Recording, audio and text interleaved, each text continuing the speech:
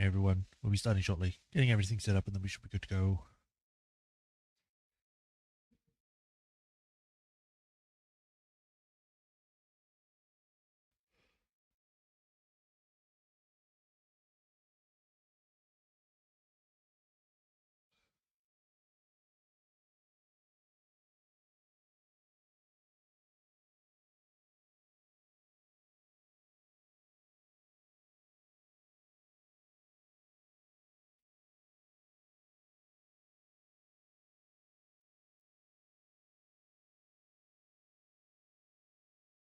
Alright, that's all good. Up there, connection's fine. I'm being picked up. I think we're good to go. So, hi everyone. Welcome. Welcome to another stream of the Phoenix Wright Trilogy. Where we had left this off last time, we had managed to defend our, I've forgotten his name already, but we defended our guy from being put in prison for theft.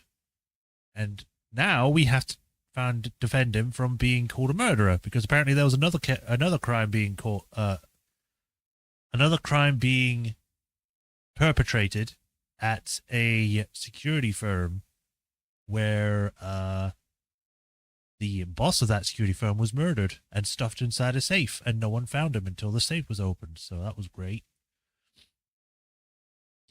And yeah. He was apparently used to work there and was there at the time, maybe, which then puts him in the position of possibly being a murderer. We have now to defend him, find out who actually did it, and go from there. I think that's everything. I guess we also met a new prosecutor called Godot, who apparently had never done a case beforehand, and he just shows up and he's like a coffee drinker. So, woo. But other than that, I think that's everything. So without further ado, we'll just go straight to the game screen. Before I do that, I need to bring up the stuff again because I keep forgetting to do it. Like a dummy.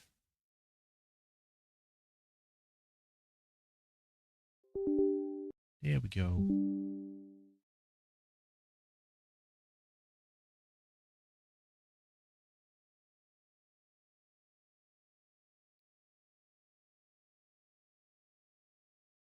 I hope everyone had a nice day so far.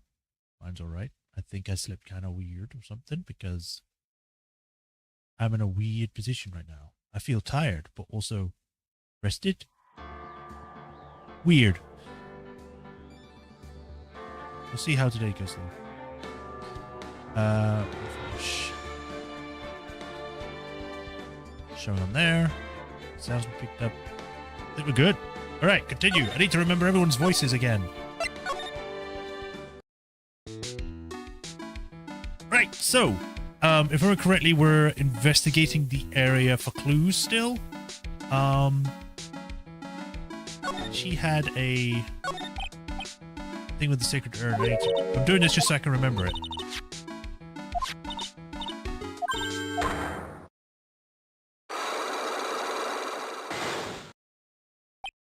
Okay. So I think we were going to try with her, so let's do it. Take that!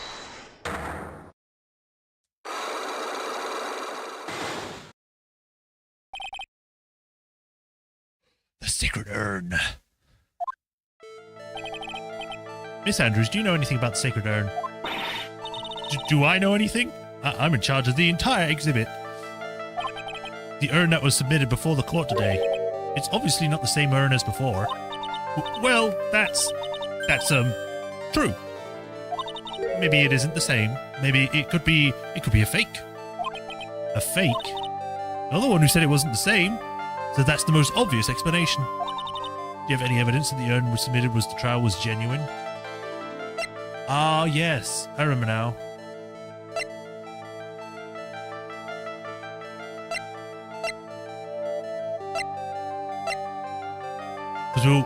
I remember, we were waiting for Pearl to come back with the urn, so then we could use it as evidence.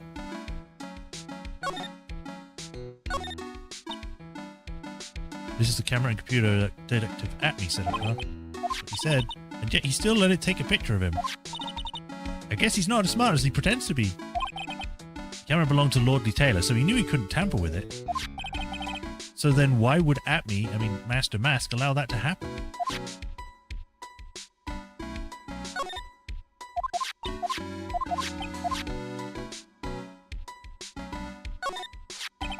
That pathetic looking water box. Ah, that's the box I had Sacred Urn in it. Don't touch it, it's clues. Huh? You made the poor excuse box? Or was that supposed to be? We already had this discussion. Go away. Lieutenant Atme said he got hit on the back of the head with this by the thief. But that was obviously a lie. Because it turned out that Atme was the real thief. It's still hard to believe. Looks like Adrian feels really bad about it.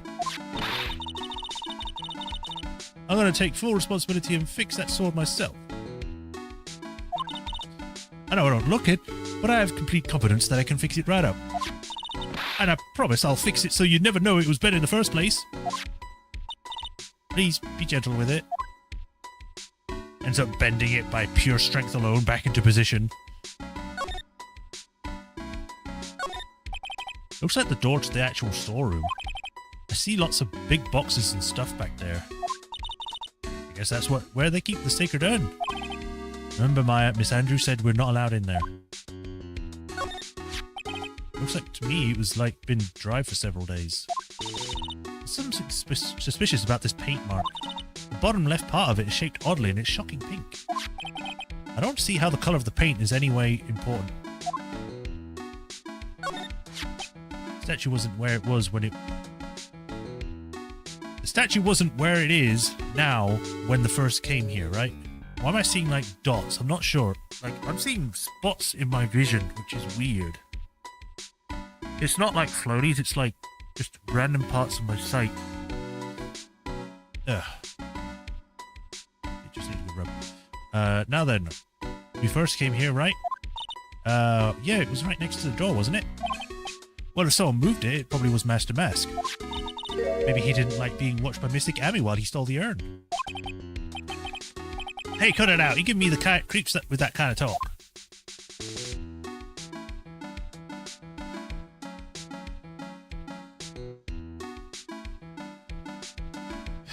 Got some paint. Organi. Organized. You just can't see the last two letters. See? Here's the thing, Maya. If it did, we would see the top left of the other part of this right here.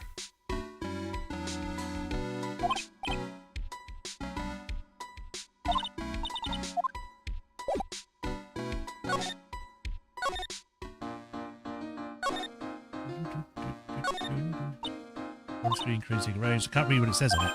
Really? But I thought it was some kind of important spell. Ah, yeah, my mother read it and taught it to me to memorize it. I'll be in trouble if I forget it. Looks like the Korean Chinese school is teetering dangerously on the edge. A piece of cloth with characters, probably generic. Looking to student, you know, me and me who sounds like a rough way of life. The room was been displayed. I should put my attorney's badge here, you know, as a replacement. I think it's a little too small for that. What about my Magatama? Now you're being silly, that's definitely too small. Visage. Mentioned you of your office. I don't know about that, the whole place is a bit of a joke.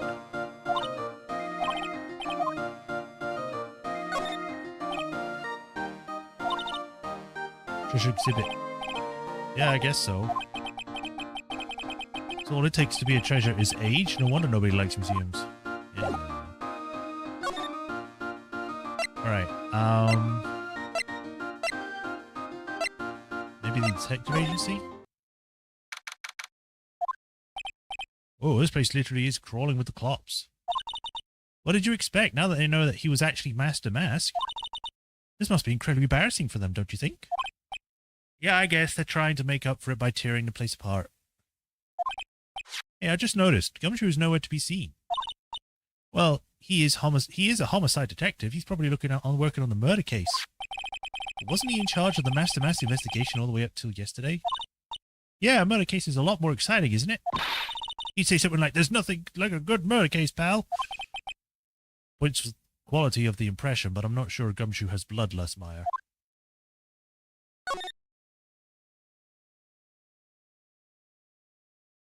Wow, really? There's nothing to click? Nothing. Hey, you guys, eat. We're investigating this place, so keep your hands to yourself. Boy, these police sure are a bunch of sourpusses. Well, Mr. Ace Detective did make complete and utter fools out of them. What's all this now? Move it along, the show's over. Aw, doesn't look like they'll go and let us investigate. I guess we might as well call it for a day. And call it for this place and go somewhere else. Man.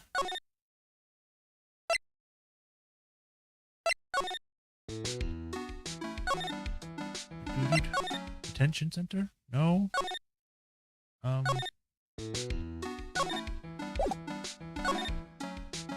Master Mask side out?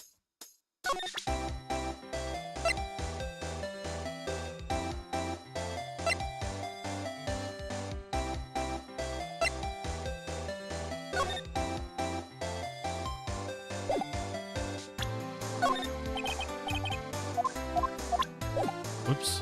I don't know if I've got anything else to show.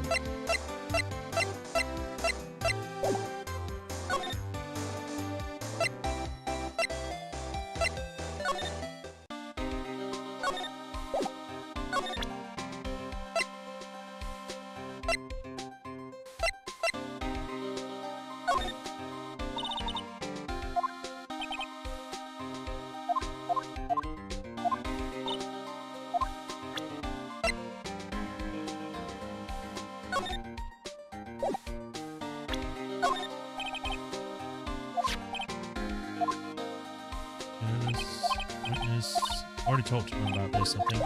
Whoops.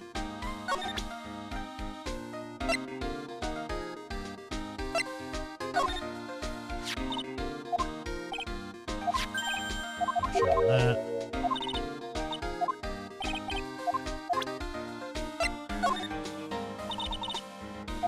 Got this right here.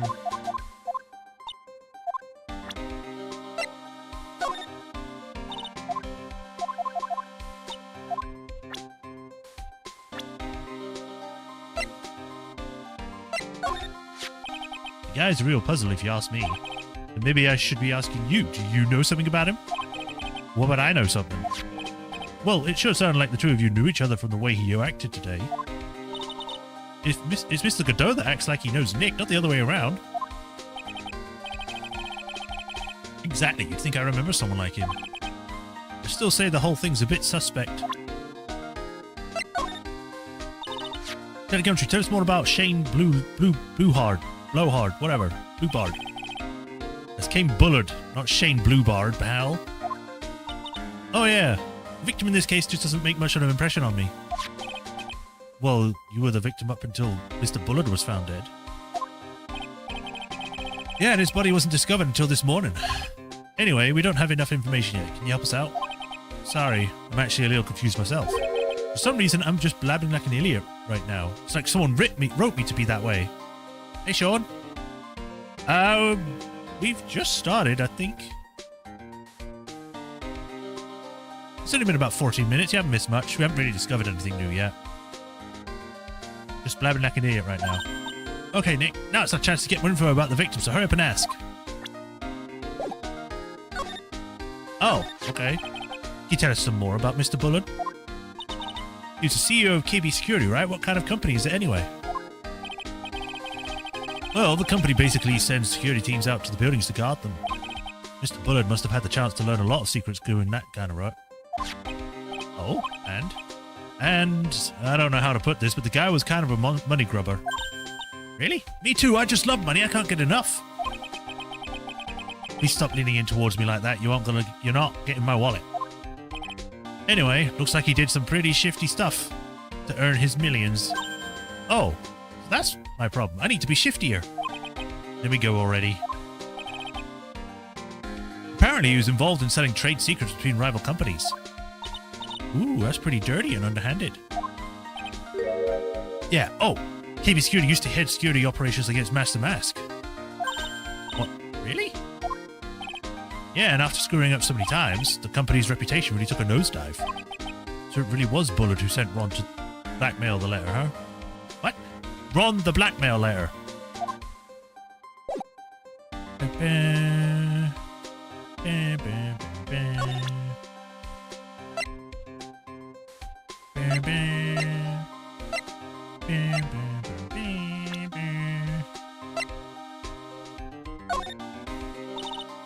What about this person? To be honest, my head is so full, it's gonna burst.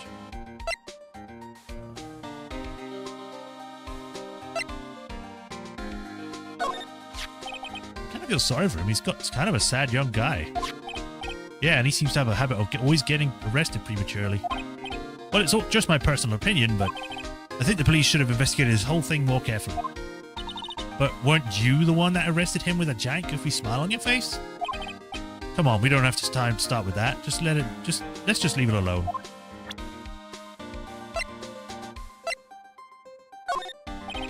Always knew there was something suspicious about this guy. And I was right. It turned out the mask was really the ace detective in disguise. You really thought that? Huh? Of course. It's the stone cold truth. Sooner or later, a guy like that always shows his true colors. Yeah, well, I think we saw a little bit too much of his colors today. Yeah, I gotta agree with you on that one.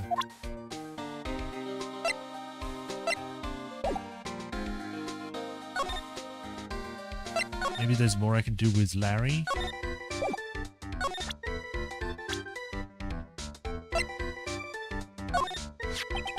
I'm 25 now, but it's about time I started giving some serious thought to my life. Good, that's the way to be. What exactly are your thoughts, though? Well, you know, my future, my dreams. Larry, when exactly does this future of yours start? A man's life begins at 30. That's my theory, anyway. I figured I got another 5 years of guilt-free screw-ups before I've got to buckle down. Larry, I think... forget it. We're just going to have a nice long talk next time. So, Nick, I swear I want to change my ways, but the thing is I don't have any interest in men. This guy really needs to get his mind out of the gutter. Larry's your stereotypical guy, alright. The CEO of the company. He's a pretty good guy. Huh? Really? Yeah, you bet. You know how I'm not very good with working hard, right? Yeah, I kinda noticed. Well, guess what? The boss said to me about that. I don't expect much work from you, Larry. In return, just don't expect much pay. I think I already talked about this.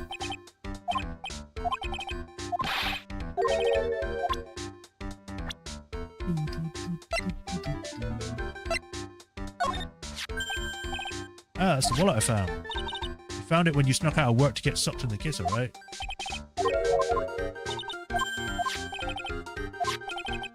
Blah, blah, blah, blah.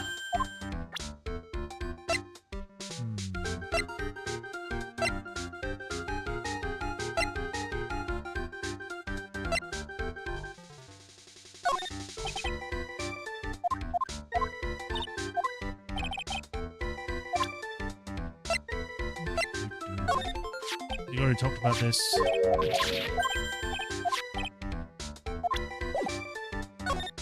Nothing new there. I guess someone else now. Larry had the most jobs of anyone in the series. It's just he can't keep them. That's the problem. Yeah, pretty much. Oops.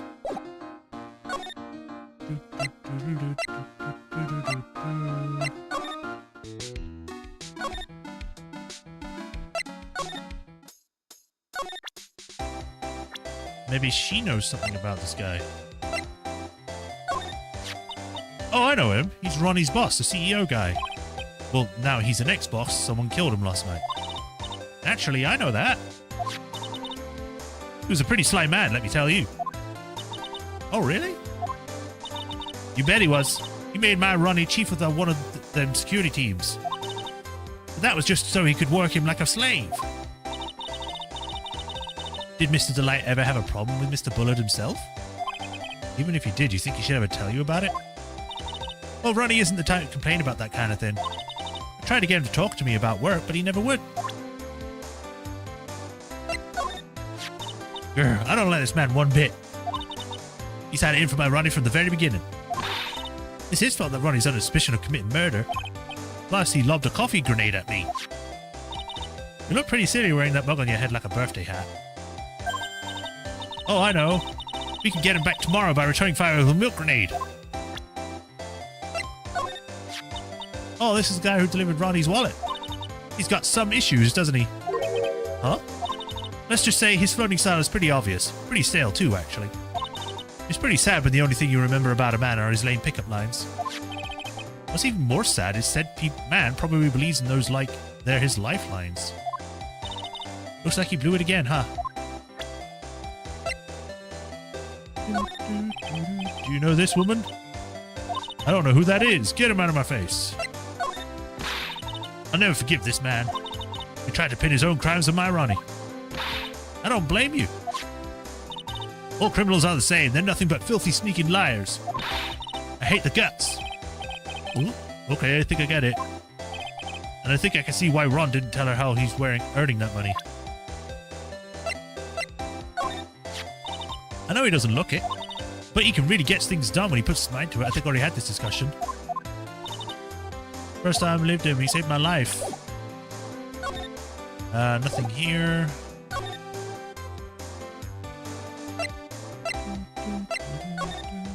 I didn't want to go here, but I'm here now. I remember being stuck on this section, sweat. I know because I killed him. I mean, silence him. Maybe I have to present you with the guy's profile? I don't know as many people as I used to. Okay.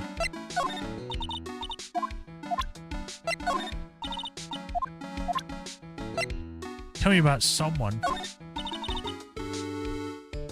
I'm really terrible at judging people, I guess. I should have learned my lesson after what happened 7 months ago. But I didn't. I got taken in by this flim-flam detective. Don't feel so bad. After all, we're here to help. Yes. Mr. Wright is a really wonderful man, isn't he? Phoenix, eh? Get in there, maybe? I should have made me happy, but she's just admitted she's terrible at judging people.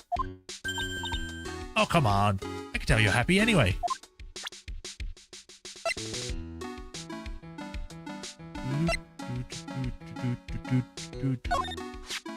So the detective at me was actually Master Mask. She really seems depressed. I can't say I blame her. She's the one who hired the fox to guard the hen house.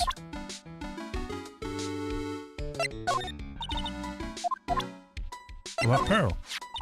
She's such a cute little girl. I'm deeply in debt for her for what she did 7 months ago, even though I barely spoke to her and she was actually a full-grown woman at that time. Her name is Pearl. She's training to be a spirit medium. Training at such a young age. That's very impressive. Well, as a fellow career woman, I salute her. Career woman, huh? I guess that's one way to look at spirit mediums, since they're all women. Miss Faye, I'd love to introduce you at the exhibit if you don't mind. Really? I'd be happy to do whatever I can to help. Oh, I have an idea. Maybe I could sing a song. The Master of Karain, or the Spirit Song, or perhaps Maya's theme. What is Maya's theme in your mind? That sounds wonderful. I had no idea such songs actually existed. Well, they don't. Yet. I was going to make Nick write them. Be serious. Talk about me now. You certainly changed since I saw you 7 months ago. Really? Yes, you look like you bulked up a little. Well, now that she mentioned it, I guess I have gone a little stronger. You're such a dork, Nick. Why are you being so mean?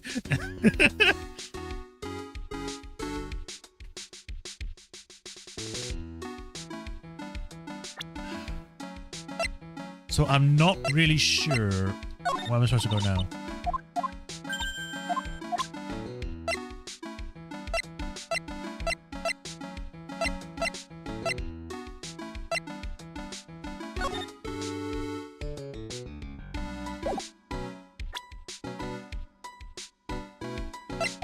Let's just try it.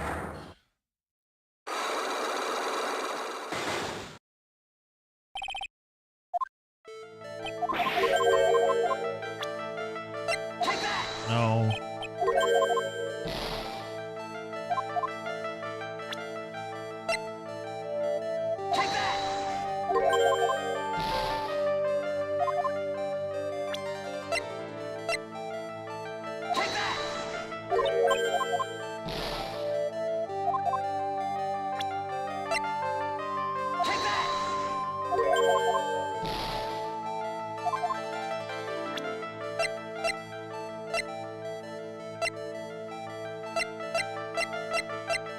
Have I got the urn back? No. I'm just like, I'm waiting for her to show up, but nothing's triggering her to show up at the moment. So I'm just sort of walking around trying to do random stuff until something happens.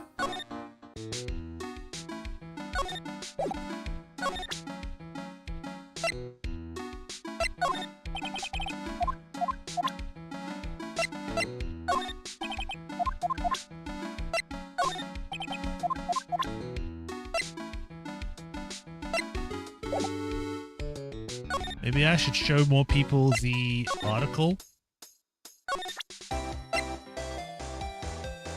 Yeah, I'm pretty sure I do need it to show her.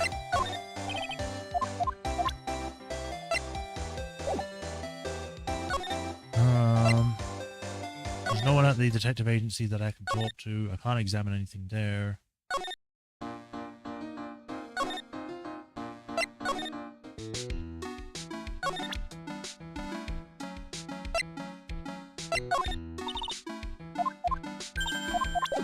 Oops.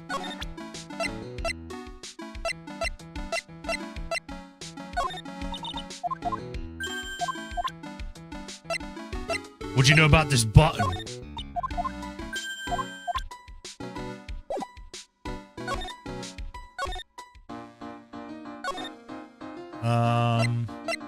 Maybe the CEO office.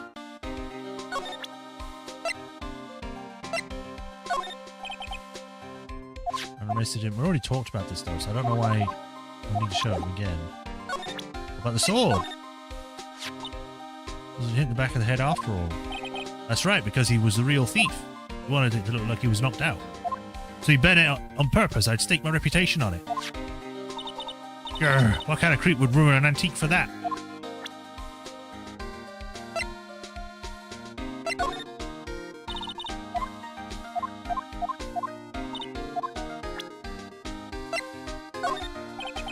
This is proof that Ron DeLite was here at the crime scene when the murder happened.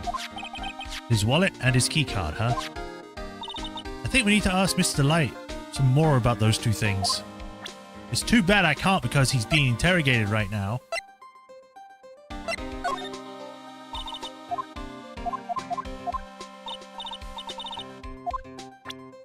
Yeah, I just did that. It didn't do anything.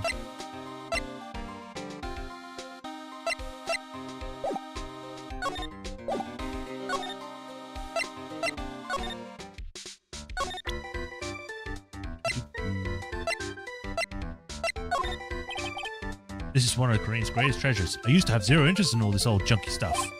But now that I'm a new person, I can kind of see the appeal. Hey, I got it. Why don't we go visit one of those musty old temples next time? I think I could actually learn to like this new Larry. Yeah, but he still hasn't told us anything useful. I just want to help you guys, but I really don't know what to say about that. Blah, blah, blah. Whoops.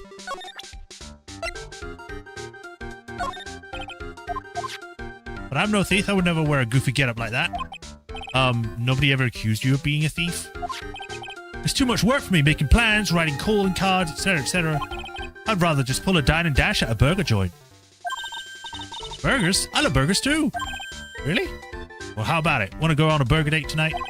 At least pay for the food, because I'm not defending you again.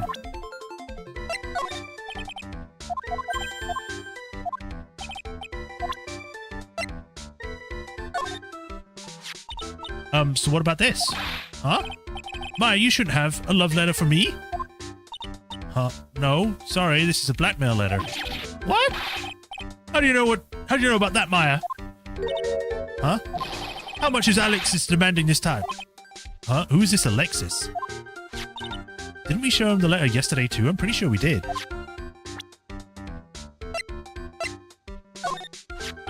So, was this the card that was used by the culprit that night? Well, going off the serial number, then yeah. This card was used to open the CEO's office at 1 in the morning. The client had this card, right? Then it's a no-brainer. He's the killer, man.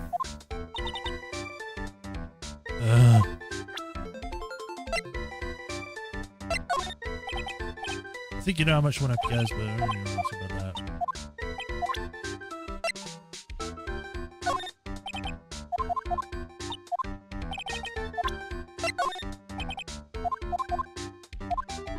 going through each individual piece one by one. Don't need to show him these two because I already showed him. I wish I could ask him where he found this. Examine the code. I mean, I already did. It's already clicked.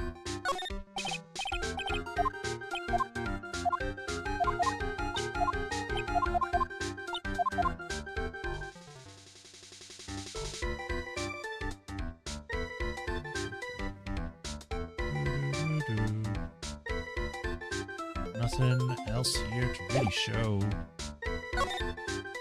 Nothing here to talk about.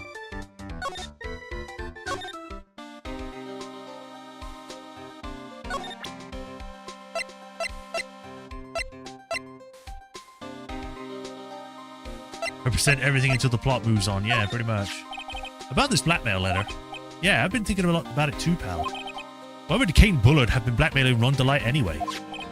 Well, Mr. DeLite used to work at KB Security, right? But what was it made him that quit? What was it that made him quit? Nick, that's it. Maybe the same reason he's being blackmailed. Well, I'm in the middle of investigating that right now. Oh, alright.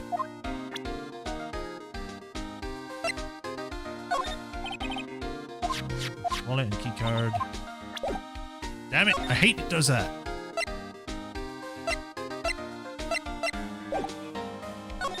Okay, let's go to the mask hideout.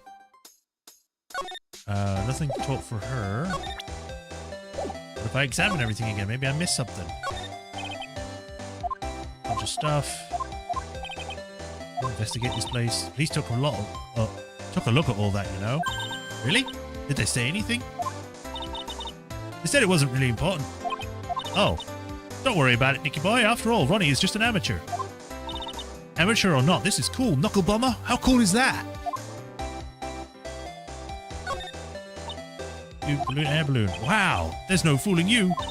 I want to make my own balloon now. I'll even let you ride in it, Nick. The emblem on the balloon is supposed to be top secret. Oh, better not tell much. It gets kind of scary when this stuff happens. Space Ranger, running happier than ever. Oh man, now I want one. One is Cave Security is in charge of security at the event from the old case. What? I can't read. A bunch of cheap costumes arranged. Big beard.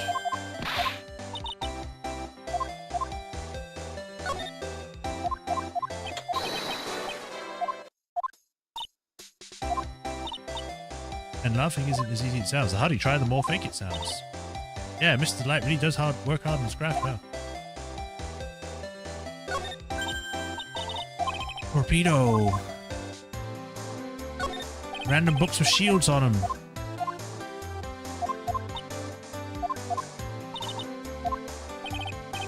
He says Brave not bring it up either.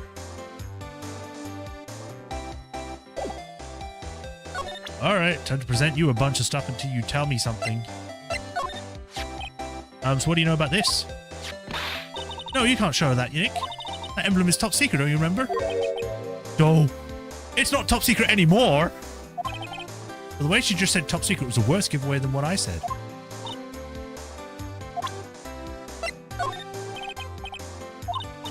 I have the face idea. Face idea. I got the face idea. I don't know anything about no sword. Do you know about this? Oh, is that a letter addressed to my Ronnie?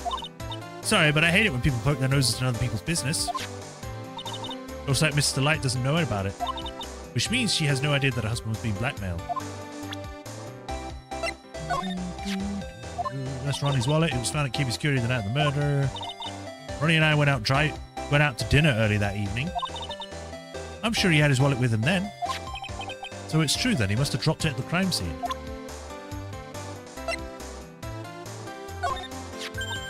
I know what that is.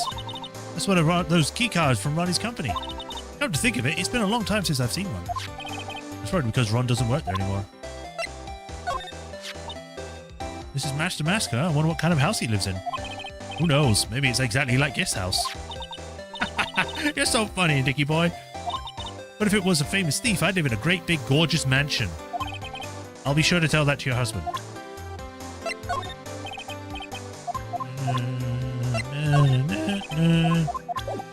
Damn it. Do you know anything about this? Do you know anything about these? Do you know anything about the button? Do you know anything about the record? I've literally shown you everything. Nothing more to talk about. Do they show up now? What the what triggered it? What specific line of inquiry triggered this? Ah! Mr. Wright. Mr. Delight. Did they finish their interrogation? Yes, but please don't leave me alone anymore. Mr. Delight, you lied to us before, didn't you? Oh, well, you see... On the same night the secret urn was stolen from Lordly Telly's department store, a blackmail letter you got summoned you to KB Security to hand over some money. And then that's where CEO Kane Bullard was murdered. But there's only one Ron Delight, am I right? So the real question is, or the only question, is where were you that night? This time I want to hear the whole truth. Your life depends on it. Okay. Mr. Delight, do you still insist that you are Master Mask? Isn't that what I've been saying since yesterday?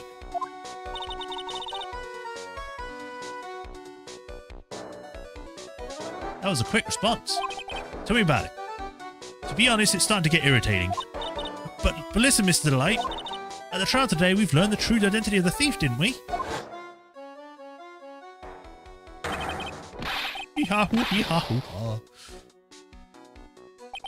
Take a good look, everyone. I'm unable to finish a rifle worthy of my genius. I'm forced to break one myself. Here I am, the tragic clown. I guess it's true. I wasn't the one who stole that urn. Of course not. After all, you were at KB Security at the time. So then the person dressed up as Master Mask in this photo, it's gotta be Detective Acme. So he is... I'm wondering if... Because even before, I think I got confused about this, because is it that he is the real Master Mask? He didn't commit this crime, though, and Acme was the one that did it. So then they could provide a cover for him to kill the other guy? I don't know. But even then, it's like, why would you pretend to be someone that still exists and is still at large? I don't know. So that night, you didn't go to Lord Taylor, you went to KB Security, right? Yes, I went to KB Security at the time the blackmail note said I would. Alright, what happened next? Spoilers allowed? Maybe not yet. Maybe if it explains, like, further down, then I'll just get to it when I get to it. Well, I used to work there, so I knew where the CEO's office was. I knocked, but there was no answer. So then I used the keycard to unlock the door. That's probably when he dropped his wallet. When I went into the CEO's office, someone was in there. It explains near the end of the case. Okay, then that's fine. I'll wait till then. Someone who looked exactly like Acme. Then suddenly bashed me over the head. Bam! Was it Kane Bullard that hit you? I don't know. The person ran away while I was still stunned. When I came to my senses, the sight I saw left me speechless. The dead body of the CEO was right there in front of me. I thought I'd die myself. It kind of looks like a Coomer from this like this. Anyway, I thought I should do something with the body. So that's where you put it in the safe? Yes, that's right. Why? What? I used to be the chief of one of the security teams, so I knew how to open it. Okay, and what did you do after that? Well, I got out of there for starters. I was the one who set up the security cameras in that building. So I knew how to avoid being spotted by them. Nick, all of a sudden, Mr. Light kind of sounds like the murderer to me. Please don't say that. Mr. Light, is it true that 1 year ago you were forced to quit KB Security? How did you know? I beg you, please don't tell Desi, please! Don't worry, we haven't told anyone yet. Ooh, thank goodness. No, I am... But I suppose I'll have to tell her sometime, but she'll find out eventually. Why have you been hiding it away from her? Anyway, Jessie would despise me if she ever found out I was living a life of crime. A criminal, a thief, she'd never forgive me. My marriage would be over. Knowing that, why did you become a thief in the first place? Because Jessie spends money like it's water. There's no job in the world that could bring in enough money. Then why not tell her that? If you both love each other, you would tell each other, hey, you can't. I don't have enough money for you to keep buying all of this stuff. Can you please not? Except being a thief. At least that's what I thought anyway. So it became Master Mask for Desiree, huh?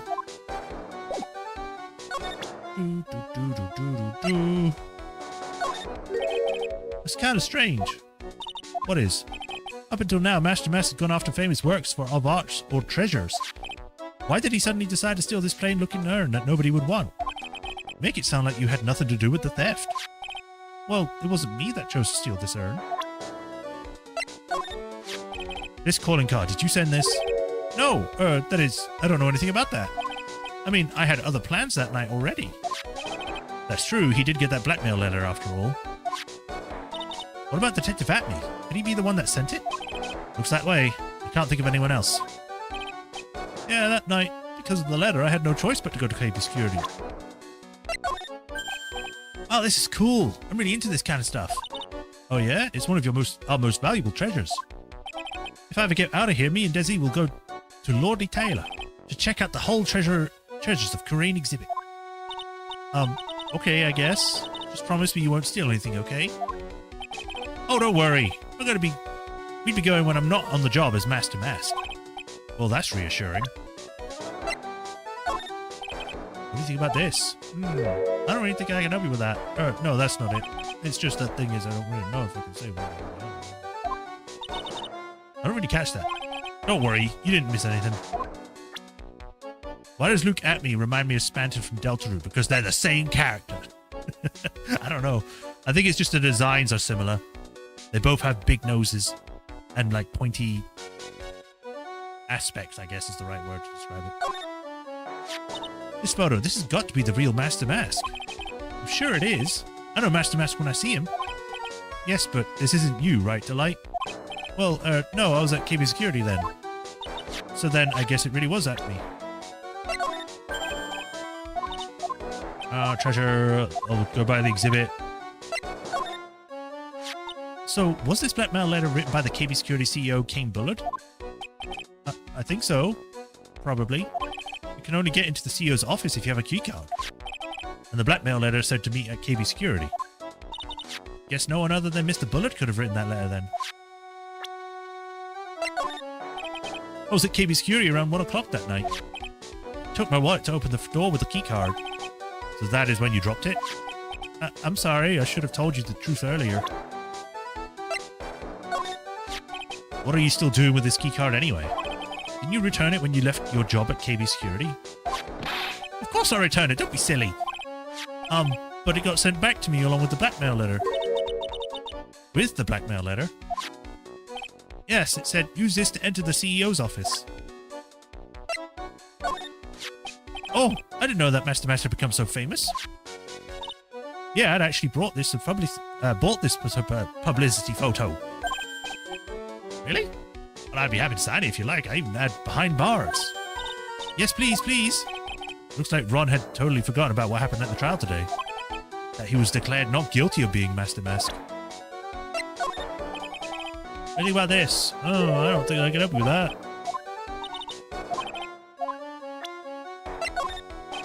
What about this? I don't know, I can't really help. Hey, this is an article about my debut heist.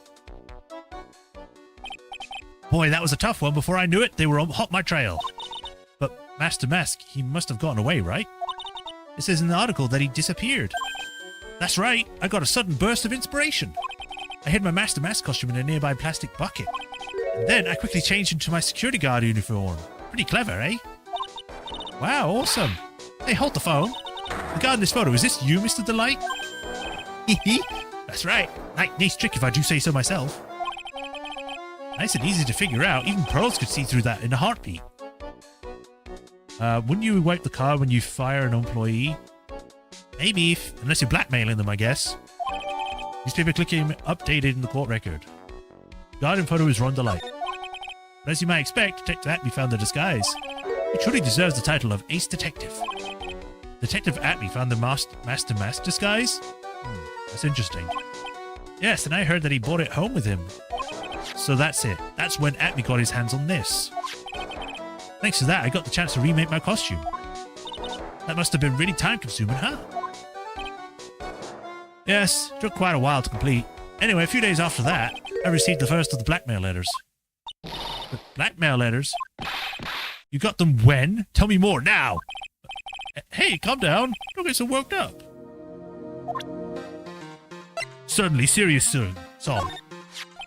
This list, we found it in the office of the CEO, Mr. Bullard. Hey, this is the list of all the things Master Mask stole. And that's the value of each item listed next to them. $100,000, $150,000. Are you sure that's the value of the stolen items? The numbers seem a little low to me. Even on the black market, the prices should at least be 3 times higher than that.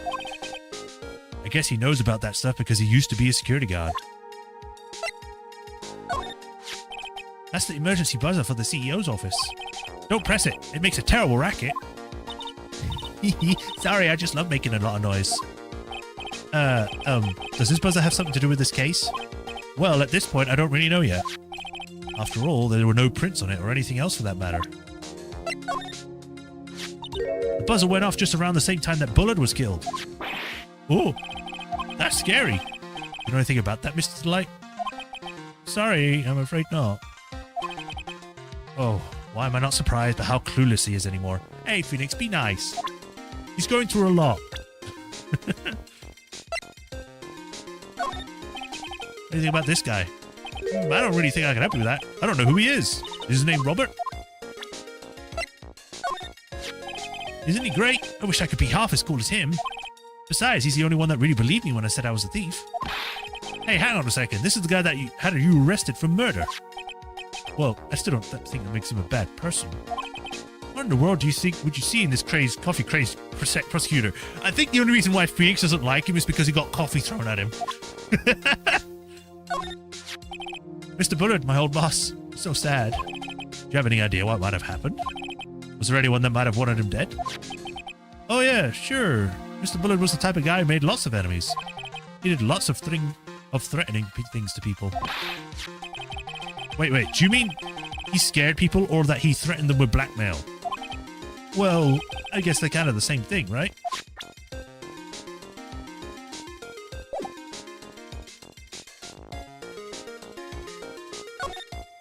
Alright.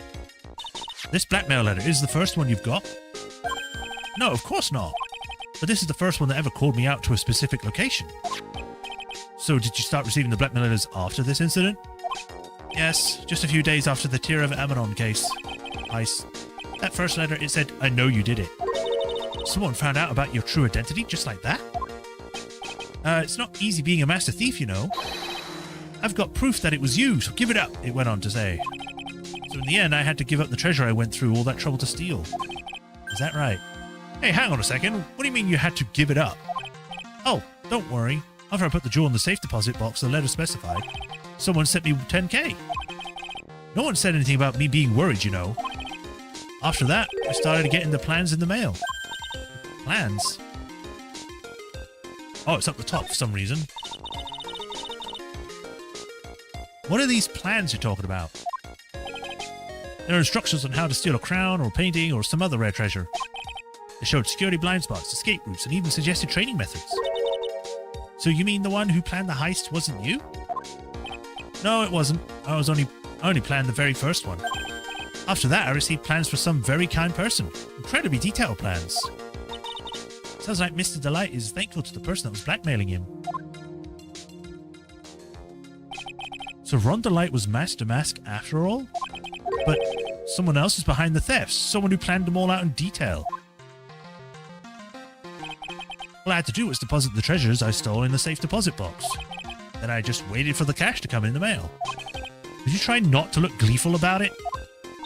So you went after the sacred urn because of one of those plans too? Well, see, the truth is, I never seen the urn. All I did was follow the instructions and steal what I was told to steal. Mr. Delight, is everything you told me just told me the truth? Yes, but please don't tell Desi, okay? Ron's testimony added to the court record. From second heist on, he was stealing as directed by blackmail letters. Ron, before we go, there's one more thing I want to ask you. Yes, but please don't hurt me. Mr. Kane Bullard, do you swear that it wasn't you who killed him? Yes, of course. I would never. I'm not lying. All I did was hide his body in the safe. But then I was afraid they discovered what I did, so I turned myself in yesterday. Why? Well, if the judge had ruled that I was guilty of robbery, then I'd have an alibi, right? I guess so. You're really clever, Mr. Delight. I guess I have no choice but to take Mr. Delight at his word.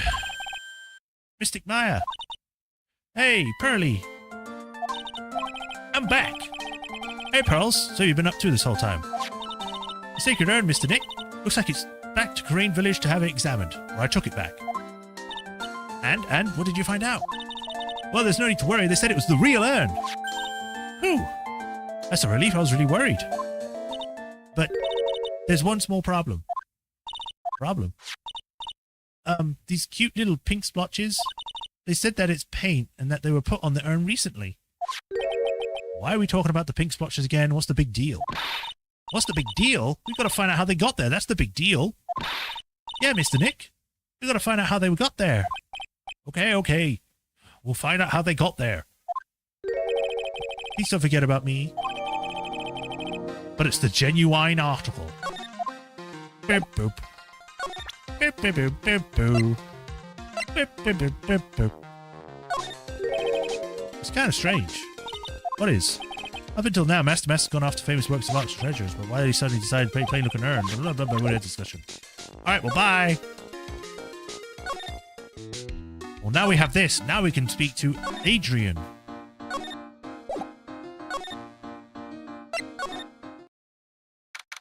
October 13th. Oh, Pearl. How nice to see you. Hello there. I haven't seen you around lately. What have you been up to? Well, actually, I was having this urn examined. Oh, I see. Maybe if we take another good look at this urn, we can figure out the mystery of what actually happened here. Nick, let's take a look around one more time. This box, there's something about it that's bothering me. It's the box that the sacred urn was in. Looks like there's been some pink paint on it too. It's definitely the same color as the stuff on the urn. I think I know how the paint got on it now. Alright, let's investigate again. Unit box or urn a box added to the court. Has pink stains on it. Actually, it's not paint, it's Teletubby blood. Looks like it was been dry for several days. There's something suspicious about this paint mark. The bottom left part of it is shaped oddly and it's shockingly pink. Mr. Nick, could it be that this odd shape is... Yeah, I'm pretty sure this is it. Ah, that's the box the sacred urn was in. If you put it here, or if you look here, there's a little bit of paint on the bottom of the box as well. Wow, you're right. Look, it matches. What is it, Mr. Nick? This is all turning out exactly as I thought it would. Paint marks added to the court record. I think it's all starting to become clear. We're that much closer to solving this mystery of what happened to the urn. Is this going to be another case of Adrian having, like, an accident where she, like, picks up an important piece of item that's important to the case by accident? Like the first case, she picked up the card with the Shelly the Killer symbol on it, and this time she dropped paint on the box.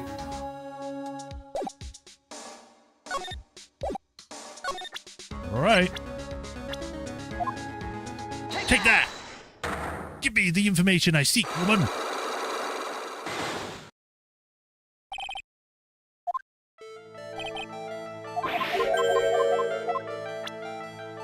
Well, we know the urn is real.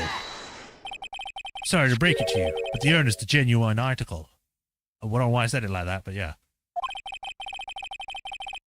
Pearls went back to Crane Village and had it examined. Is that right? That's nice, but I don't see how... What she discovered was that the urn had been broken. Again. Did you say again? Yes, it was broken once a year ago. And now it looks like the same thing has happened. And quite recently, too. Recently? Are you saying that this urn was broken recently? Yes, that's exactly what I'm saying. Why do you think it was broken recently? How do you know? Well, now I can present this. This poster. It was made recently, right? Poster? Ah, the poster for the exhibit. At the time when this photo was taken, the urn said, I am on it. But now, for some mysterious reason, it says, Ami. When the urn was fixed, the letters were transposed. Ah! I am? What does that even mean? I don't even know anything about that. I wasn't even there when the photo of this poster was taken. That was the mistake. Now, tell the truth. Wait. Or, even if the urn was broken, I had nothing to do with it. Huh? Yes, that's it. I must have been one of the people at the photo shoot. That's probably dropped it. I'm sure that's what happened. Looks like she's not going to give up that Cyclops so easily. Do you have any proof that the urn was broken here at Lordly Taylor? The box. Take that! Well, Miss Andrews? What is this supposed to mean? This urn has the pretty little pink little pink paint splotches on it. And there's some of the box the urn was stored in, too. No matter how you look at it, the paint seems to be exactly the same, wouldn't you say? So, what does that prove? That the urn was dropped along with the box. That's when they both got paint on them. Are you going with me so far? Yes. The rest of the story is obvious. This box was dropped right here in Lordly Taylor's basement warehouse. If I can prove that, it means that the urn was broken here too. So, can you prove that? Can you prove that the box was dropped here in the basement warehouse? Take that! I think you already know where I'm going with this, don't you? Yes, more or less. There's a pink paint spattered on the floor and walls of the basement warehouse. But there's an odd shape imprinted into the part of this paint stain, am I right? Yes. If you put this box into the impression in the paint, you can see that it fits perfectly. Which means the box was dropped right over there. And that is when the urn was broken. Your name does you justice, Mr. Wright. Woo, I win! Cough up your soul. Delicious.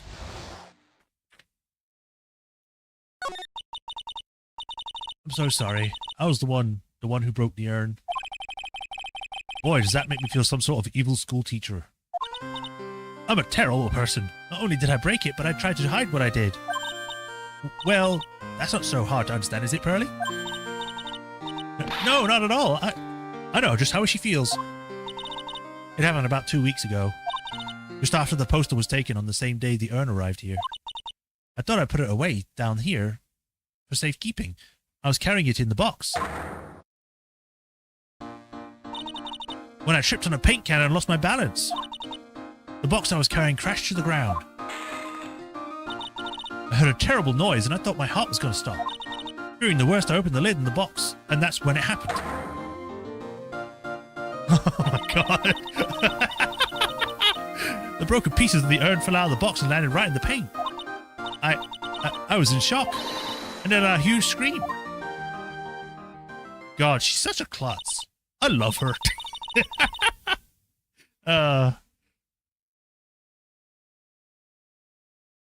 I can totally see how that could have happened. Yeah, as clumsy as she is, I'm sure Maya understands. Well, I knew it was the most important treasure in all the Kurain, so I tried as hard as I could to fix it. Fortunately, the shards were pretty big. And that's when the I am got changed to Ami. I didn't know how it was originally written, but any sane person fixing it would have assumed it said Ami. Any sane person? Really? Oh, Pearls. She said she wasn't very good at spelling. Anyway, I put the urn in the storeroom and no one had seen it since then. Updated in the court record. But there's something I don't get. When we first came here, I didn't see any paint stains. Well, that's because it was so ugly and embarrassing. I used the golden statue to cover it. The Ami face statue. Aha! Genius! The first time that we came down here, It was on the night that the sacred urn was stolen. Mr. Nick, there were no paint marks on the wall and floor of the warehouse when we were here.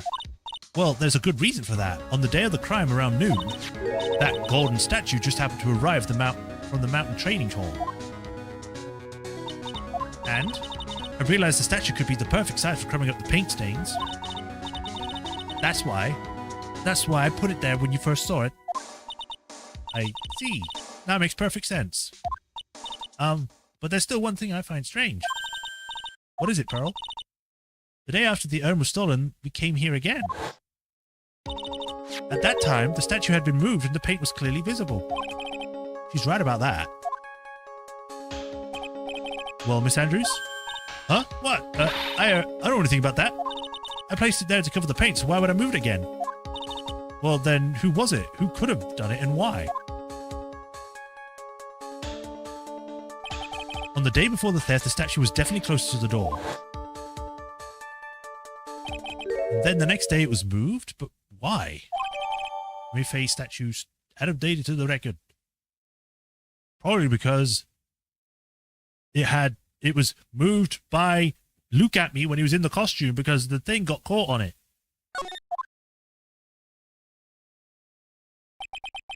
It looks like there's some connection between the sacred urn and the murder case. Why? Why do you think that's so, Nick? Because that night, the real thief, Ron DeLight, was at KB Security. So then why did another Master Mask show up here? A lot of different things are pointing to one undeniable fact. One undeniable fact? The murder trial is starting tomorrow, but it looks like that thief is going to be making another reappearance.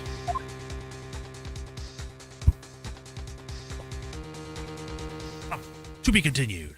Woo, finally! I will say that part was kind of annoying, trying to find the specific thing I needed to show to get things to progress. Anyway. Onwards.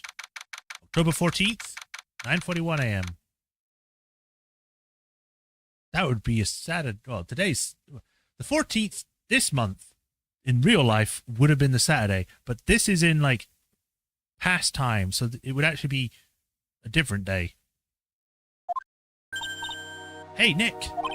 What is it this time? You won't believe how many people are here for the trial. Well, it's a murder case. What are you talking about? They're here for the trial next door. Next door? Why don't you know this, Nick? They're having the Detective Atme trial today. Detective Atme? They say they're going to try him as a Master Mask. Already? That was fast. Boy, I'd love to see Master Mask's trial. I know. By the way, where's Pearls? Oh, she went back home. She said she can't neglect her training anymore. I know you don't like me. Pearls has really gotten into her training lately, huh? Yeah, ever since that incident last year. Please, don't ignore me! Oh, Mr. Light. Good morning. No one likes me. No one would have even noticed me even if I had killed someone. Come on, don't be silly. Wait a sec. You don't mean you're the murderer? No, I'm just a poor thief. No, wait, that's not right. A thief can't really be poor. Now, let's see. According to Mr. Delight, from his second crime on, he was following a bunch of set plans. Plans that someone had been sending to him to help him commit the heists. Do you really think there's a connection between the thief and the murderer, Nick? It's possible, but today's trial is a race against the clock. Huh? How come? It's just like our time, like always. Well, let's just take our time. I'm afraid that's not an option. 10 a.m. Honestly, stop playing the game at that point because of that. Oh, yeah. I can see that part being annoying and just be like, you know what? I'm not going to play anymore if it's not going to tell me. Court is now in session for the trial of Ron DeLight. The defense is ready, Your Honor. You're ready. Preparation in the last refuge of the week. Okay, settle down, everyone. Let's begin with your opening statement, Mr. Godot. He's got the judge in the palm of his hand, yet again. Ron DeLight is simply too young to be sent to war. That's all. I'm afraid I have no idea what that means, Mr. Godot. Ah, then you need to get out more, Your Honor. Life is war, but that is exactly what you must be more precise in your wording. I don't know if I'm doing a different voice, but it feels weird. That's all my statement means. You understand now, right? I think most teachers nowadays will feel like they could actually relate to Mr. Light. Yes, well, let me briefly summarize the details of this case. Wow, the judge is taking charge like he knows what's going on for a change. The victim is Kane Bullard, CEO of KB Security. His body was found in a safe at approximately 9 a.m. on the morning of the 13th. However, the estimated time was as 1 a.m. of the previous day. And that's where our lost little kitten dropped the ball. That little lost kitten is, of course, the defendant. Very well then, Mr. Godot, please call your first witness.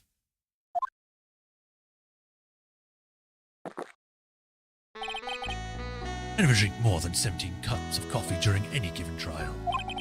The first one is always the best. Mr. Godot, your witness. Okay then, let's hear what the defendant, Mr. Ron DeLight, has to say for himself. The defendant? Well, Mr. Wright, does the defense have any objections? Maybe a bit of a disadvantage having the defendant testify, but... I remember when Mia was defending me. She allowed me to testify so she could get through the cross-examination, and I bungled it and almost cost her her job. You know, the usual. I almost died, too, because I swallowed a necklace that had poison in it. She put a lot of trust in me back then, and I flubbed up on that. We have no objections, Your Honor. The defense will allow Mr. DeLight to testify. Ah, you got guts, right. All right then, Mr. Ron DeLight, please take the stand.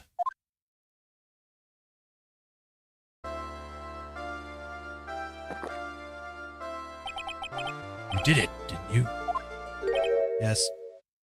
What? No. That's not true. For a moment there, I thought we'd set the record for the shortest trial ever. It would be great if you just do that. Imagine immediately going to like a trial and it's like, did you do this? Yes, I did. I admit it. Oh, okay then. Case closed. Well, Mr. Light already looks plenty guilty with that face he's making. Once you open up his big mouth, he's probably put the last nail in his own coffin. Ah, very well. Now then, can you tell me something? If you didn't kill Bullard, why did you go to KB Security? Well, that's kind of hard to say. Well, I wish I could go. Now then, let's hear some testimony about what happened.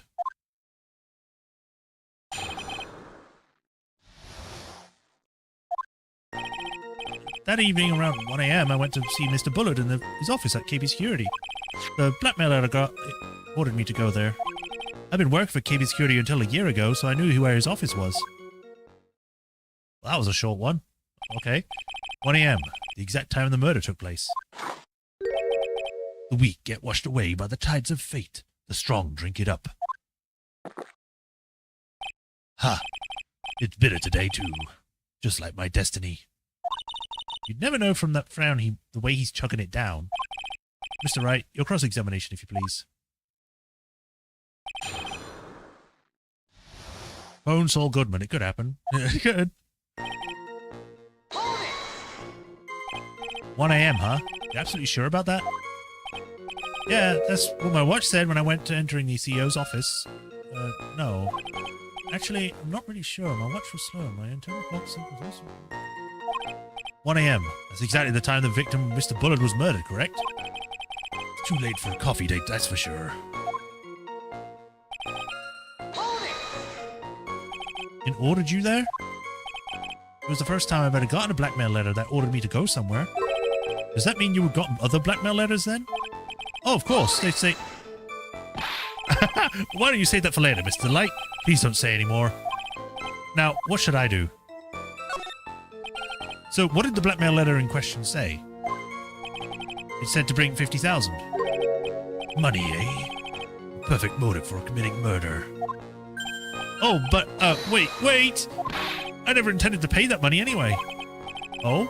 Is that right? After all, he had nothing to hold over my head. I had nothing to be afraid of. An important point indeed. Witness, please have this added to your testimony. Yes, sir. Ha. A muddy mud skipper in outer space has a better chance of surviving than I do.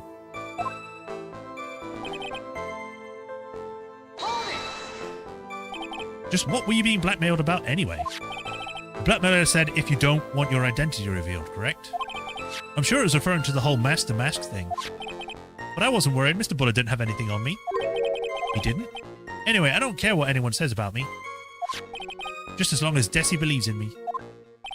So that's why Mr. Light didn't believe he was Master Mask.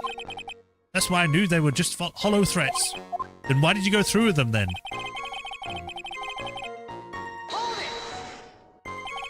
You used to be a KB security chief, right? Yes, that's right. A security chief? You? And yet a year ago, you were fired without notice. Revenge for an old grudge. A perfect motive for murder, wouldn't you say? This isn't good. Maybe I should change the subject. Why was he fired? Mr. The Light, please tell us why you were fired from your job. Well... The world is filled with those who have said, I wish I had never asked that. Why? Defendant, please answer the question. I needed money. You needed money? Well, you see, Desi loved to spend it. It's kind of her hobby. Not exactly the best hobby in the world, and her, Nick. My salary wasn't nearly enough, so I stole data from the company. Come again? KB Security has a lot of security info in all sorts of companies. And since I was a security team chief, you stole some data. Sold it. Mr. Bullet found out, and I was fired immediately. What? I wish I had never asked that. I was somehow able to keep it secret and made it seem like I'd quit on my own. What is it, Nick? You don't look so good. Someone who brings harm to their company is fired as punishment. You do well to remember that. He sure told you. So you admit that you stole data from your company, is that correct? Yes, I'm sorry. This is a very important fact. Please add it to your testimony. Oh man, this whole thing just took a big turn for a worse. Crashed and blew up. It's gonna take the jaws of life to rip this case from the clutches of disaster. Wow, just be dramatic, why don't you, Phoenix?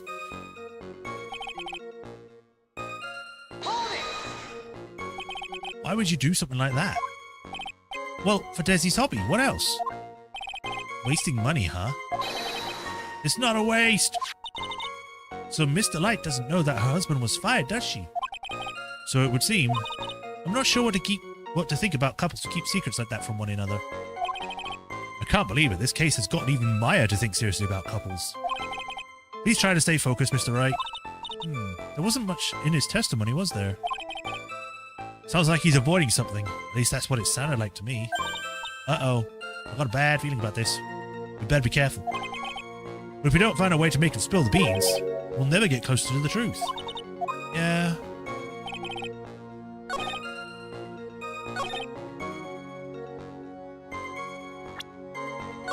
Just gonna do a little quick save here.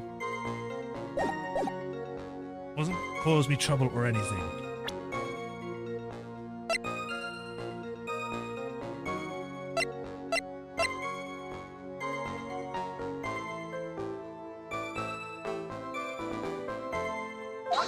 No, it's not that one.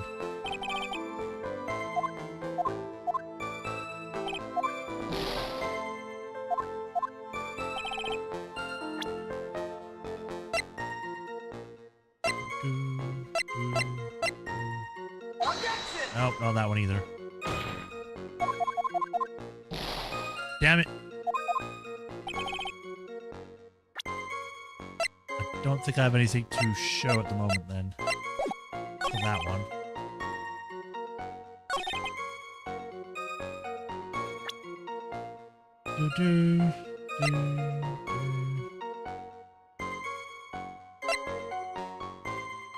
Am I supposed to prove that she does know about it?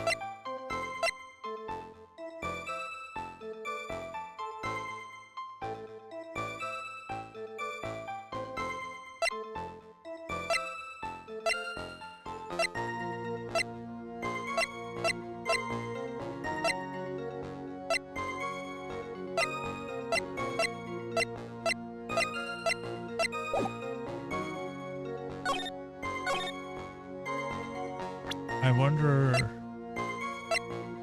Objection! No. Okay.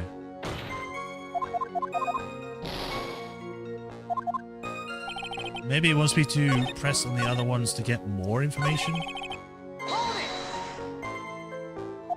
Hold it! Hold it! Hold it!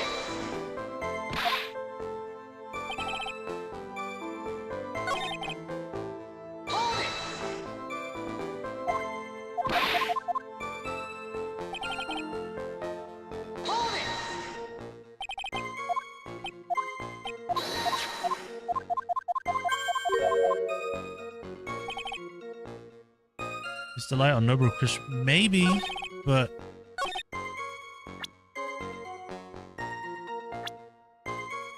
Objection! Oh, wow, yeah. I guess that kind of makes sense. I was like, maybe it makes sense, but then it's like, no, it does. Because it's like, if she didn't know, then if he got blackmailed, he would have been exposed by him, which would have then made her know. Mr. Light, what you said just now doesn't match what you told me yesterday. Huh? What doesn't? I think you must have been scared, very scared, of having a certain person find out your secret. What? A certain person? Miss Desiree Delight, the defendant's wife. Wow, but I... Listen to me, Miss Desi, she's... Looks like if I sit back and relax, the fun will end before it truly begins. Godot. Yes, we know. It was all for your wife's... It was all your wife's fault. What do you mean?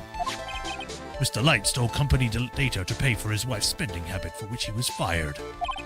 Unable to face his own wife, someone used his dirty little secret to blackmail him. And that is how the murderer came about. Oh, huh. No, everything is falling completely into place for him. Don't talk about my Desi like that, or you'll be sorry.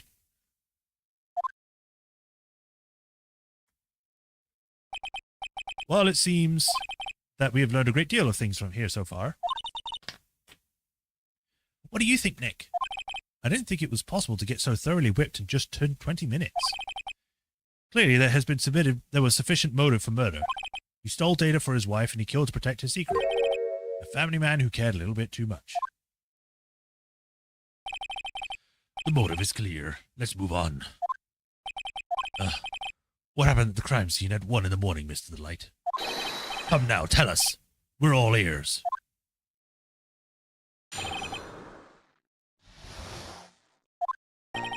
When I entered the office, there was a suspicious shadow there. Suddenly, I was hit on the forehead. After that, I remember being a bit dazed. If I hadn't been wearing that, I would have been killed. When I came to, Mr. Bullard was lying there, dead. I see. Suddenly hit on the forehead, huh? I believe the detective from yesterday provided similar testimony. He said that Master Mask struck him in the head from behind. Of course, since Atme turned out to be the culprit himself, that was all a lie. Ah! No one's going to believe a pathetic lie like that. What are you saying? I was really attacked. We'll find out. We'll find out if what you say is true during the cross-examination. Got that, Mr. Trite? Don't go easy just because he's your client. If I see any sign that you are, I'll treat you to another blend of my special blend. Another cup of my special blend. And I nearly said another blend of my special cup. You don't need to worry about that, Mr. Godot. I have faith in Ron. I know he didn't do it. Plus, I want to find the truth like I did in the sequel, or prequel. In the second game. Who is this suspicious shadow? If there was 1,000 me, and even if I knew one, I'd tell you, trust me. His dodging all of our questions is not helping us win his case. Okay, then how was the victim, Mr. Bullard, at that time? What do you mean, how was he? Was he already dead? Was he still alive? Maybe he was the one who hit you in the first place. That's a good question. What do you think, Mr. Wright? Forget it.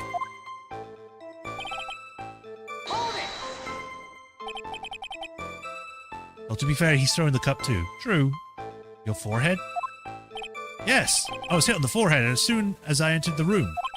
It was an amazingly fast and powerful attack. Do you remember anything about who hit you? Well, like I said, it was a fast and powerful hit, so I think I was a little bit dazed for a while.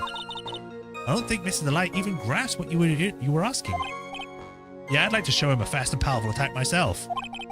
Jeez, Felix, you're just going to start physically assaulting your own client? Jeez. Maybe that would knock some sense back into him. Hold it! That? Could you please clarify what you were referring to? Why, my Master Mask costume, of course. Wait just a moment. Master Mask? Huh? Oh, did I forget to mention it before? Just to be on the safe side, I dressed as Master Mask. And then I descended upon the office of the CEO KB Security. What? You kind of missed that. Nick, did you know about this? You never told me this. I don't recall him ever mentioning this to me either. Even I didn't know that. Seems our little friend really loves to keep secrets. I'm sorry, I just never had a chance to mention it up until now. Wait. Well, that's not right. You know, just sometimes things just... Ah, my 6th cup of coffee is staring up at me coldly. At any rate, we can't ignore this new piece of information. Witness, please correct your testimony. Hold it! Why were you dressed up as Master Mask? Wright is going through exactly what Mia went through when defending him. Yeah. Why, because I'm Master Mask, of course. What are you talking about? Master Mask's trial is being held next door. Yeah, I guess so. Anyway, at that time, I thought I was being blackmailed over the Master Mask issue. So I thought I'd just go as him, just to be safe. Oh boy. And let me tell you, it's a real pain to move around with that cape. That's why it took a lot longer than I expected.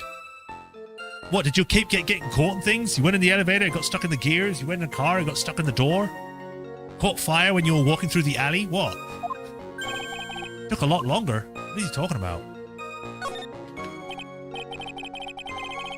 What do you mean by took a lot longer? Oh, opening the safe, of course.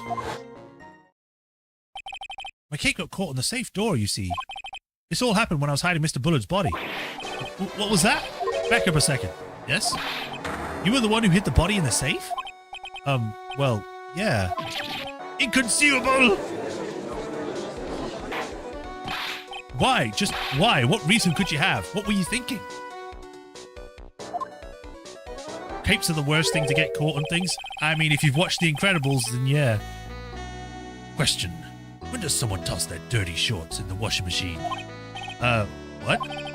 The answer is simple. When they take them off. As usual, I have no idea what you're saying. Do you mean that Mr. Light hit the body because he's the murderer? Ah, so you're not as stupid as you look. His metaphors this time was really obscure. Mr. Wright, you don't mean that you knew about this whole safe business, do you? Well, yes. Why am I the only one in the not in the loop here? Witness, make sure you add this to your testimony. Yes, sir. Uh-oh, looks like the storm front is moving in over the fair weather judge. Hold it! Why did you hide the body in the safe anyway? Well, because it wouldn't fit in a drawer. That's not exactly what I meant. When I saw that corpse, I kind of lost it. I thought, if they find this corpse, they'll think I did it. Ah, I think I had a simpler reason than that. It's because you killed him. That's why you spent 10 minutes hiding the body. Hey. There we go, I've reached the limit for that. That certainly makes more sense. Hold on, 10 minutes? What is it, Nick? I just had a thought. Under those circumstances, wouldn't you normally try to hide the body? And spend 10 whole minutes to do it? Under those circumstances? What circumstances? Oh. Hey, Nick, if you think his behavior was so strange, why don't you present some evidence that would show just how those circumstances were, or what those circumstances were?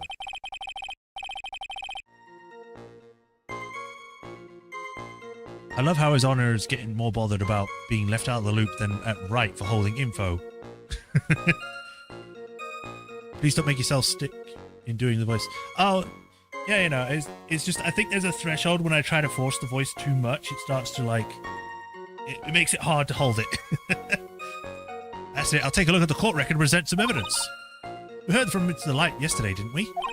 There's not much in this testimony either. I betcha he's hiding something. I wouldn't be surprised. Well, just have to draw it out of him. I just hope he doesn't make things more complicated. Do. Took 10 minutes, which is impossible.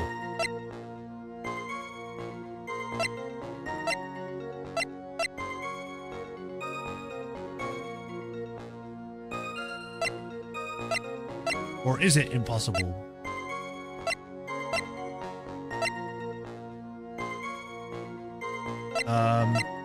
Buzzer went off at 1:02 a.m.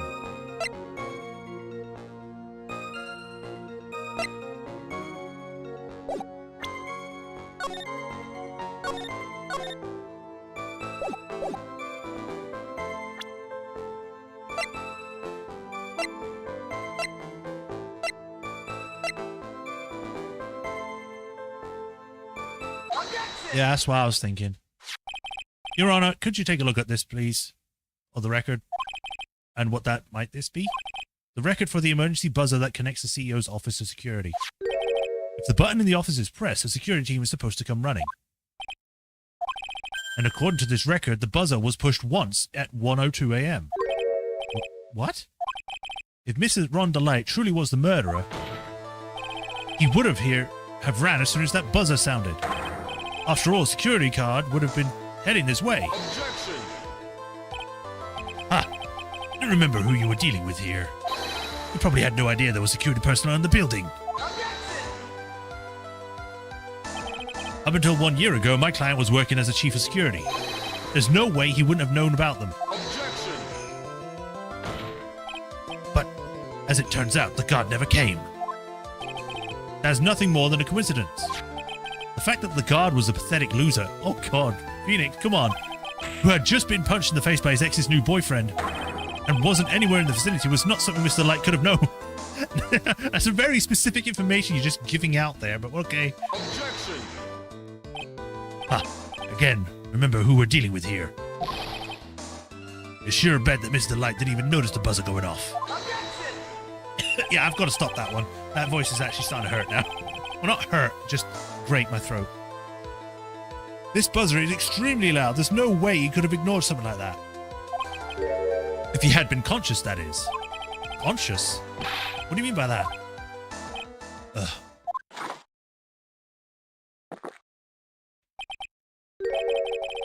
Fine. Let's hear your theory. That might be better. It's like, I don't know what's wrong with my throat today, but when I'm trying to like, when I'm trying to like do a deep voice, for some reason it's using my vocal cord in a different way than I'm used to. Because when I did it last time, I didn't have this issue, but today I'm having an issue where it's like it's grating. I don't know if it's just because my throat's off or what, but ugh. Fine. Let's hear your theory. Recall the defendant's testimony. The moment he entered the victim's office, someone attacked him. Mr. DeLight said he felt dazed. I'm willing to wager that he was knocked unconscious for at least a few minutes. Unconscious? So he fainted. I mean, there's a difference between being unconscious and fainting. He got knocked on the head and was knocked unconscious. Fainting leads to unconsciousness. Or is the reason for unconsciousness, I think. That's why Mr. DeLight didn't know about that the buzzer had sounded. And that's why he thought he had time to hide the body. So, what are you trying to say? Mr. DeLight was knocked out and the buzzer went off soon afterwards. Now, unless my client was able to hit the buzzer while he was unconscious, it can only mean that there was another person in that room. That's right, whoever it was that knocked Mr. out, Ron DeLight, was then pressed the buzzer. Word, hard words! Order in the court. Mr. Wright, this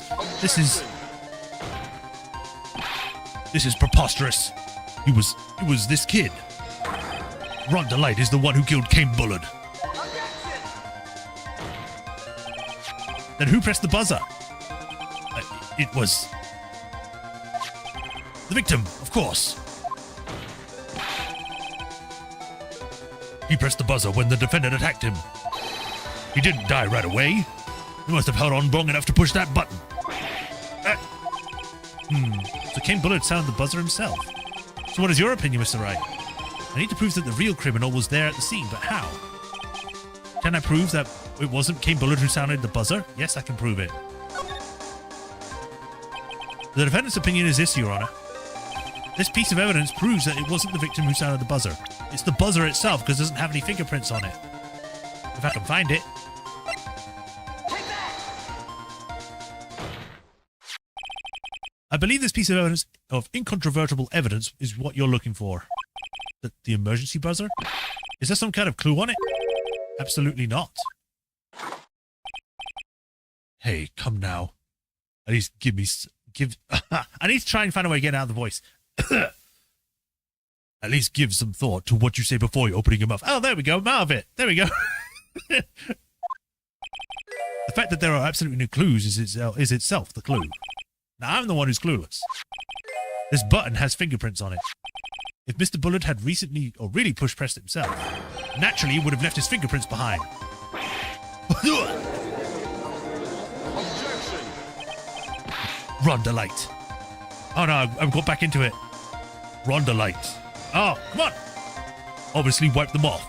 Objection! Why would he? A guard would have come in at any moment. He touched that button. I know he did. Objection! The defendant, Mr. DeLight, was dressed as Master Mask. The Master Mask always wears gloves. What reason could he possibly have to have wiped the button free of fingerprints? Order! Order! Order! Ah, it would seem I've been forced to eat crow. I wonder what blended number crow-flavored coffee is. However, if the real killer was there at the scene, why would that person press the emergency buzzer? Shouldn't they have run away without putting themselves in extra danger?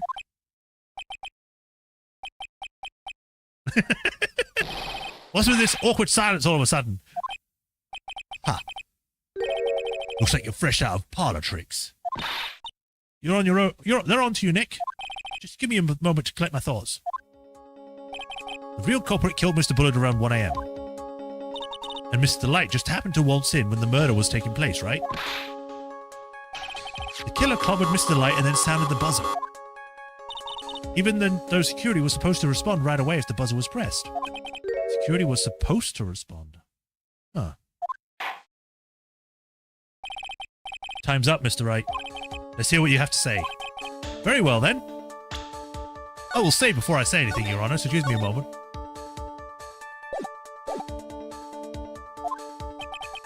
Oh, you've got some guts. I like that, an opponent.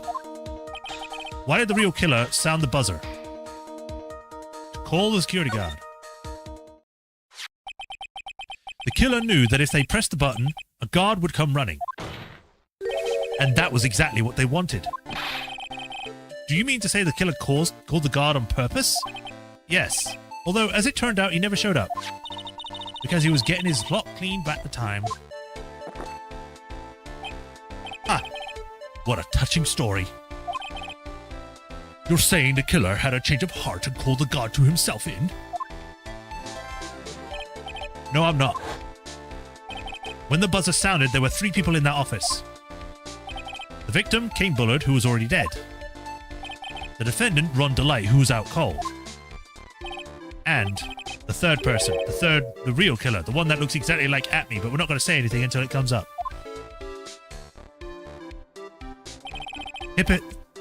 And he said hypocritically. Hypothetically, yes. Now then, in this situation, if the real killer made an escape, what would happen? The only ones left in the room would be the victim and Ron DeLight. And if any security guards came running in at that time, they would think that I was the murderer. Yes, that was precisely the real killer's objective. to frame Ron DeLite for the murder.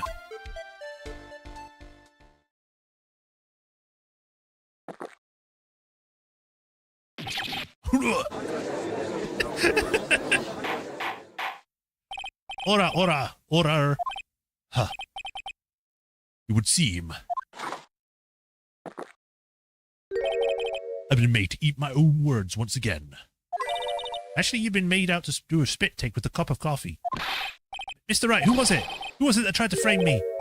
Wait a second. I'm the one known as Mr. Master. So. Nick, you mean the real killer is... I'm going to drag that person in here right now. But who is it?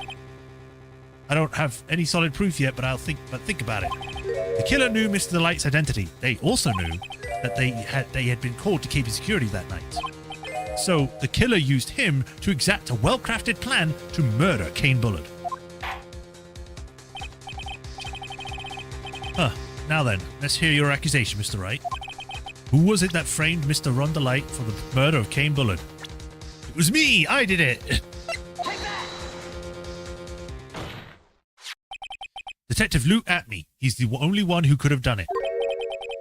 Ace Detective. Luke Atney? You mean Master Mask did it? Your Honor, the person being tried in the court next to us is not Master Mask at all. Larry Butts. Yeah, it's Larry Butts. He is, in actuality, the true murderer of Kane Bullard. But we just went through this yesterday. He is Master Mask. You're going to try and go back on that now? So what the judge is thinking. Order. Mr. Wright, explain yourself. Theft and murder, which is the more serious crime? They're not even close. Murder is the more serious crime, of course. It's a capital crime subject to a capital punishment. Please remember that the trial from yesterday, if you would. When Luke Atney confessed, there was a huge commotion in the courtroom. Of course, a famous detective was unmasked as well as Master Mask. Instead of being convicted of murder, he was found guilty of grand larceny. That was his true objective all along. To be found guilty. Master Mask had the perfect alibi for when the murder took place. He was stealing at the urn at Lordly Taylor. In other words, being found guilty as Master Mask was Luke Atney's airtight, watertight, and unassailable alibi. A guilty verdict as an alibi? He had the time and money for his gigs. I don't know. You know, you almost had me. I'm still trying to get out the voice. It keeps coming back. For what? For Luke Atney's verdict, it was a pretty simple trial after all. If we're going to stop the trial and stall that one, we need to do it now. Of course, that's assuming you have proof that the detective was the one who committed the murder. Mr. Luke Atney's trial was indeed attracted to the attention of the entire country. If we were to intrude and fail to provide adequate proof of this true crime, Mr. DeLite would be left with no grounds for appeal. Am I really sure about this? Ha! A bet's only good when your life's the ante. Mr. Wright, I believe in you. Mr. DeLite. So please, I'm begging you. Thanks, but my decision will determine the rest of your life. Can I really risk your life like this? Phoenix, use your powers that no one talks about. Talk to me. What was that? Don't stray, Phoenix. For your client, take the path of trust. That voice. It sounded like... Mia. Your Honor, the defense requests an immediate recess. Ha. So that's your answer, huh? Very well, I've decided as well. This court will now take a 20-minute recess because I need time to examine what just the hell happened in my court. Mr. Wright, when we return, please summon Mr. Luke Atney to the stand. Yes, Your Honor. Wait, why do we have to do that? That's not our job. At least it hasn't been in the previous games. It was the prosecution.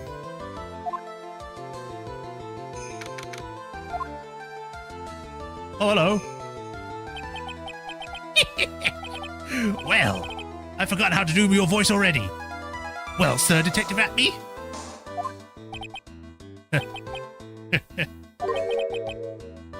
just saying, Mr. Payne, you performed splendidly. Oh no, Sir Detective Atme. You are the one. Oh, that's a different judge. Oh, that's enough, eh? I guess I'm doing Canadian. I don't know. This court sees no trial to further prolong this trial. This court finds the defendant look at me. Hold it! Wait! Don't hand down your verdict yet, please. Well, well, well. Sir Lawyer, welcome to my courtroom. Who's this hose? He is Canadian. What?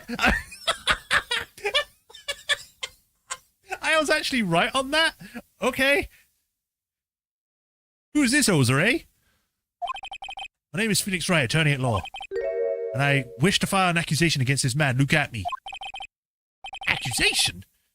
You accuse Master Mask? That man is not Master Mask. He's just a ruthless murderer.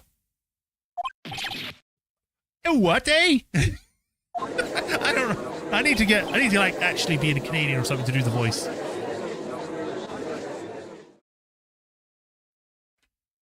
I cannot believe I was dead on that he's actually Canadian. I just threw it out there.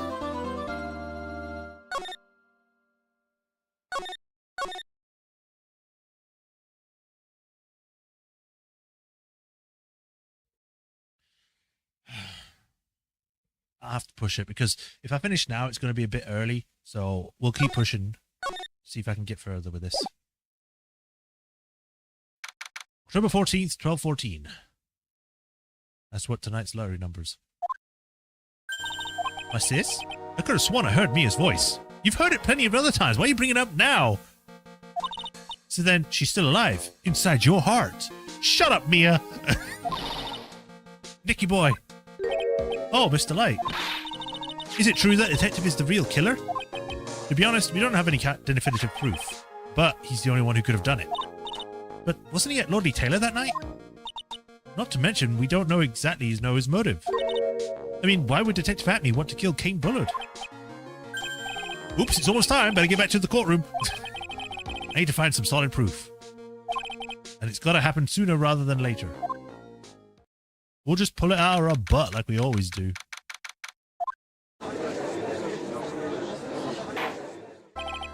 Now then, this court is back in session. Mr.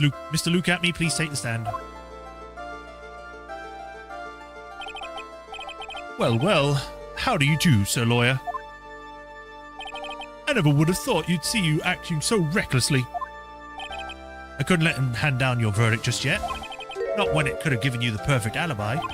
An alibi by the name of Master Mask. I'm sorry. I'm afraid not even the great Luke Atme have no idea what you mean. Of course, I have been in the next courtroom ever since 10 o'clock this morning. I'm afraid there's no way I could have known what was happening on over here. You've been in the defendant's seat all day long, correct? All day? It's been a few hours. Being tried as Master Mask. Indeed, it's truly a child's play to fool the ignorant masses.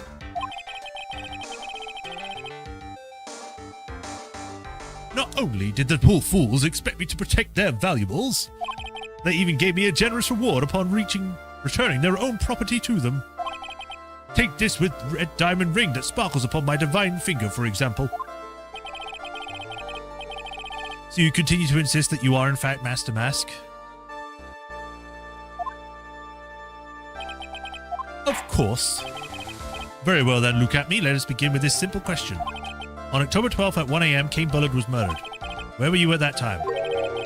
One without knowledge lacks even the knowledge that he should be ashamed of himself. But don't worry, I won't hold it against you, Sir Judge. Thanks?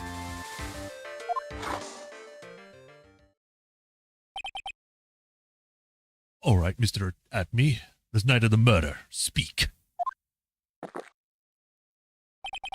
We're all ears. As you wish, Sir Prosecutor.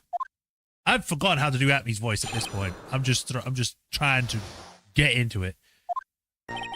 I was stealing the urn at Master Mask, just as I announced I would.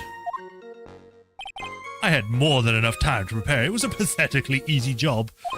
A photograph contains no words, but in this case, one turned out to be my witness. The time at which the camera captured Master Mask was the same time as the murder. It seems the main point of discussion will be this photo of the crime scene. Everything else up until now was all part of this plan. There has to be a secret to this picture as well. Even the great Master Mask cannot be in two places at once. Now then, if you'll excuse me, I have a verdict to receive. Unfortunately, Mr. Atney, we still have to do your cross-examination. A fool is too foolish to know that he is a fool. You cannot take that. That is Francisca's. You take that back. I think he's trying to say that you're full of it, Nick. The only thing that's full of it is his alibi.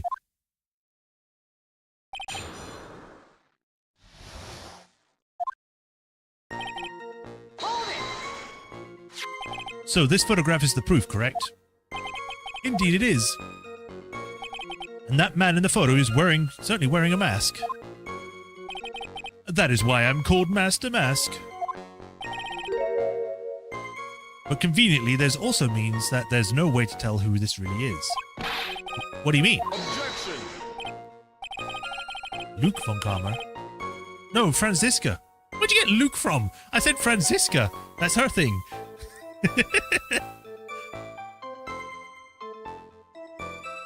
Luke, I am your father. No, that's not possible. I'm not a von Karma. Oh, yes, you are. And you're going to lie in court.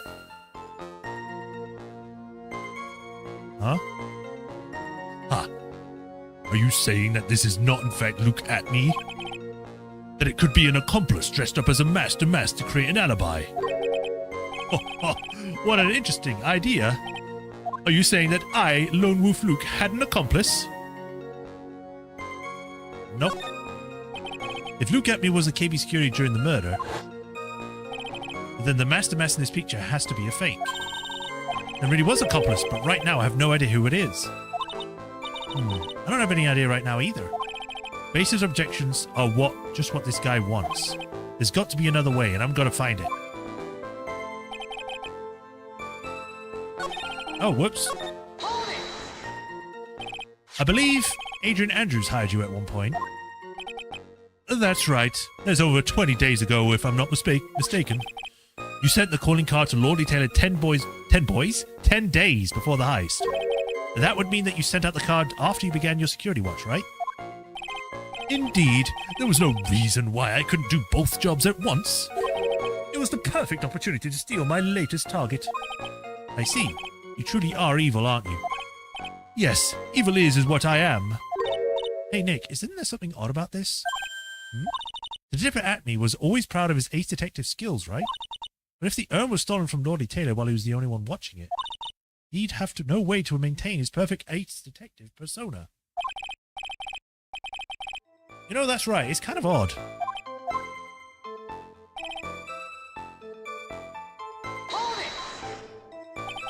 So the photograph, you mean this piece of evidence here? Is that correct? Indeed it is. That is it. The very thing that proves I committed the crime. The very thing that proves you committed the crime. When you think about it, it's really odd. You say that it almost as if you had taken the picture on purpose. Objection. He was simply caught by the very camera that he had set up. We all have days like that. Indeed, it turned out that there was no such thing as the perfect crime after all. Life is truly an ironic thing, a sad blue melody. Looks like I'd better gather more information for now. If he's truly the killer, there's got to be something phony in that photo. Don't catch me at the same time as the murderer. About the camera that took this photograph. Oh, come now. It's all too clear what you're thinking. Huh? You think I altered the timestamp on the photo, don't you? I mean, I never said that. I'm afraid that's impossible. The camera was set up by Lordly Taylor, and on top of that, it was Lordly Taylor's staff that printed the picture's data. Unfortunately for the defense, there's no way that picture could have been altered. I see. Looks like I better find something else that could be suspicious. So this alibi is false? It has to be, or he couldn't have killed Mr. Bullard at KB Security. But I'm not really spotting anything unusual. There are two possibilities. Either the master mask in this photo is fake, or the photo itself is.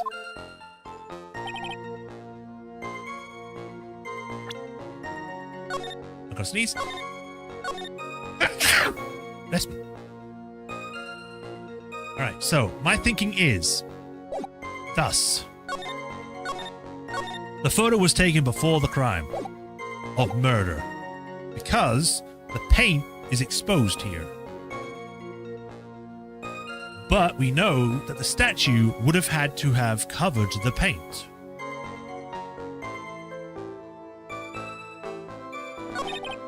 And I think, thank you, I think that he took the picture before the statue arrived, and then, although that doesn't make sense. No, it's very weird, because it's like, it's either that the statue didn't arrive by the time he had stolen the item, and then when he went back, he had to push the statue out of the way.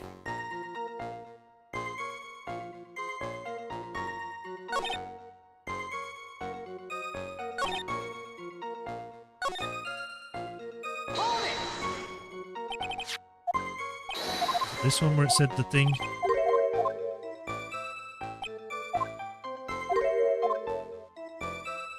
It's got to be. Isn't there something funny about this picture? Oh, I guess there is something then. Are you playing this picture as a fake? You bet I am. There's definitely something strange about this picture. Took a look around the basement warehouse that night before the theft took place. And there's something in this photo that doesn't match my memory of that night.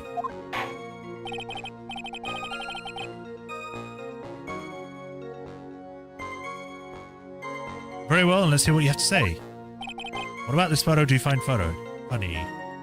Take that! The funny part is right here. Why, this is a blood stain. Blood! Now this case is getting interesting. Not exactly. The stain is actually pink paint. Oh, it's just paint. And peach colored at that. From blood to peaches, the judge sure loves going to on his wild tangents. The problem with this photograph is not the paint. The problem is when you have to consider the layout of the basement warehouse. It turns out that something that should be there is nowhere to be seen. Well, Mr. Wright, what is supposed to be in the picture instead of the paint stains?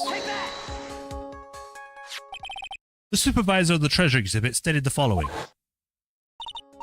Well, there's a good reason for that. On the day of the crime around noon, that golden statue just happened to arrive from the mountain training hall.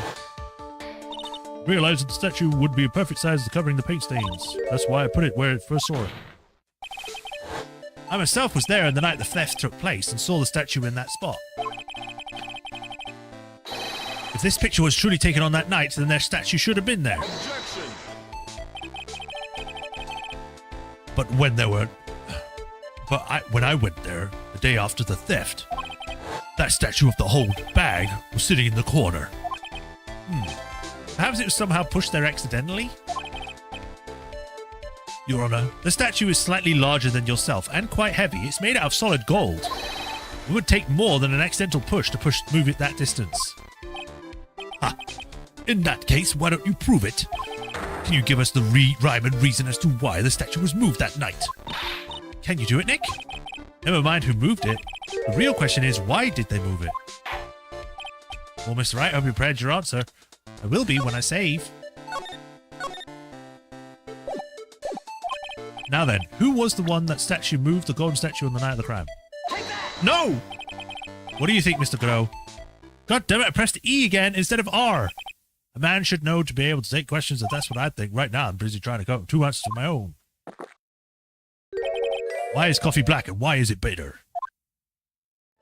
Mr. Wright, to put it simply, you messed up. What are you doing, Mr. Nick? I keep calling him Mr. Nick now. I did, Your Honor. I need to think about why the statue was moved. The good thing about when everyone chews me out is that it gives me time to think. Right. R is what I wanted to press. The one who moved the statue is none other than Look at Me. Come now, Sir Lawyer.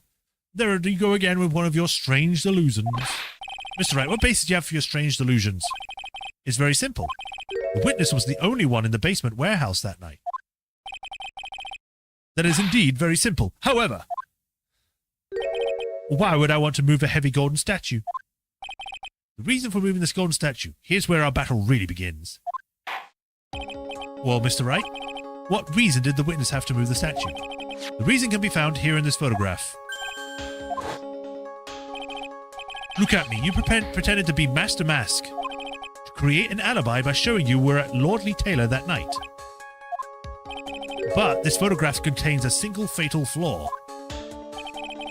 If the statue had been there, your lies would have been exposed like cheap film at a drugstore. This is why you had to move the statue. A single fatal flaw. Interesting theory. Please enlighten us. I'm surprised you didn't get a penalty for that. No, they're being nice this time. Just where in this picture does this lie exist? The box. The lie is Master Mask. Are you saying this Master Mask is a fake? Ha. You know, I really wish you would start acting more responsibly. Huh? The current question is, why was the golden statue moved? So possibly connection could there be with Master Mask's identity? Oh, buggers.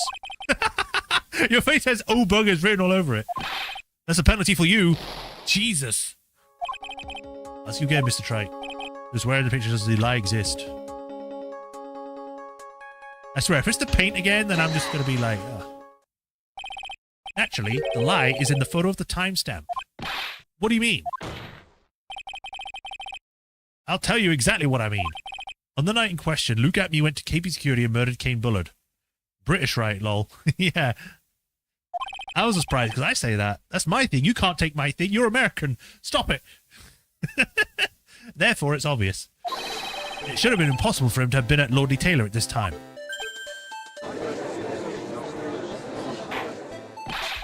What does that have to do with the statue being moved? Remember, if you will, Your Honor, when was this statue placed beside the warehouse door? Well, the statue was taken down to the warehouse on the day of the crime, and it was placed there in order to cover up the paint. Exactly. Luke Atme had already decided on the time when he was going to kill the victim. So, in order to create an alibi for that time, he took this picture before the murder took place. What the? Of course, the statue hadn't been yet brought down to the basement warehouse yet. Ah, so on the day of the crime, Mr. Atme must have been quite nervous. As nervous as a long-tailed cat in a rocking chair factory, so to speak. Why? Because something that wasn't supposed to be there had been brought down and placed where it wasn't supposed to be. And that is why Luke Atme had to move the statue on the night of the murder. He did it to make the room match the way it had been in the photo.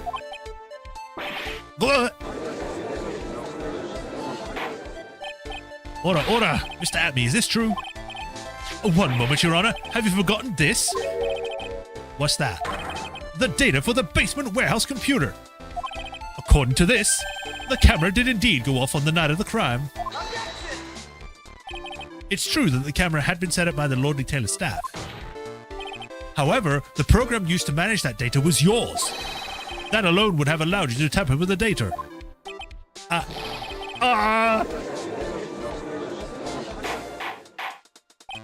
Order, order. Mr. Godot, what is the meaning of this?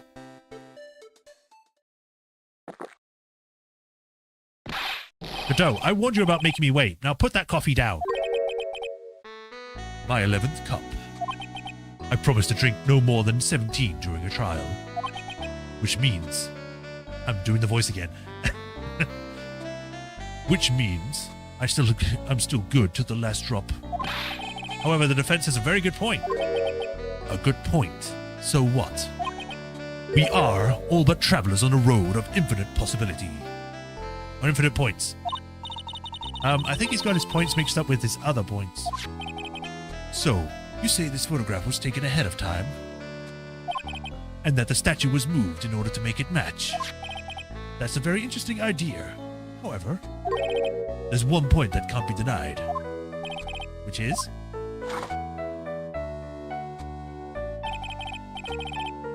that it's only a possibility. Men that are trapped by the chains of maybe can never reach their dreams.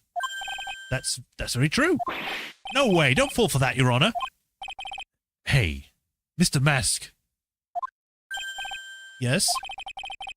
If there are no funny businesses in your actions as Master Mask, there should be no problem with you telling us your strategy. Let's hear it. Yes, please provide this court with your testimony about your plan to steal the sacred urn.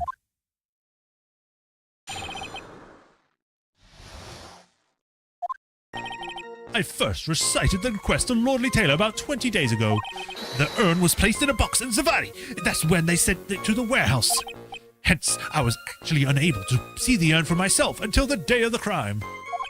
I knew it was an extremely valuable treasure, so I sent my card 10 days beforehand. I then handled security myself to ensure that my crime would go smoothly. At last, I held the urn in my hands for the first time on the 1 a.m. on the October 12th. That's a very specific time frame. That's pretty much all the stuff we heard before, isn't it? Yeah, but we still find the truth hidden in the nuggets of new information he gave. Witness, you sure about there's no mistakes this time? Zvari. Very well then, Mr. Wright, you may begin your cross-examination.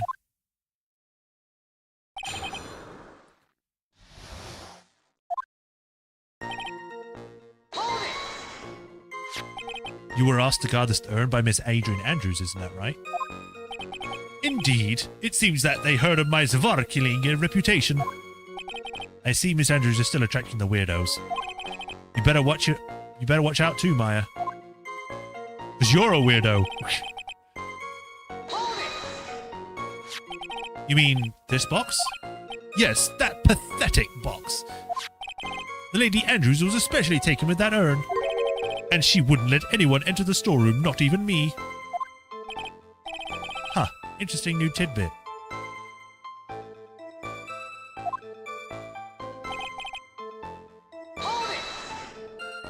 So you're sure that you've never seen the urn before? Indeed, you may ask Lady Andrews yourself to confirm for yourself. Okay? Yourself. My security was focused entirely on the entrance to that warehouse. However, look at me, let no information whatsoever slip through my fingers.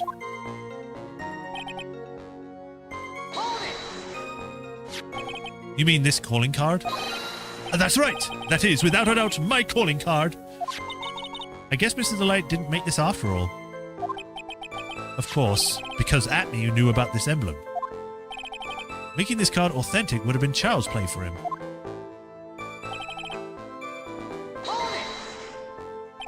When no one went to the warehouse, and then no one entered the basement warehouse?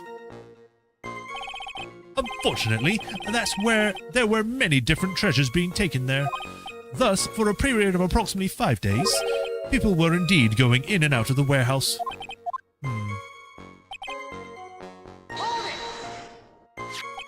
And this is the photo that proves that, huh?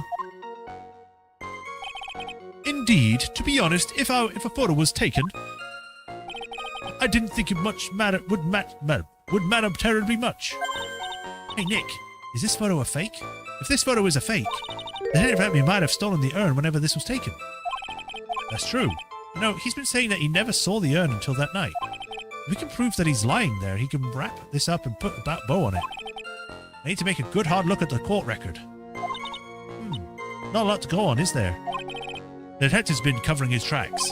There's only one thing we need to prove in his cross-examination. That he took this photo well before the actual night of the crime. Alright then, how do we do that? There's one thing that Atney clearly stated. That he had never seen the urn before he stole it. We need to prove that he's lying. Well...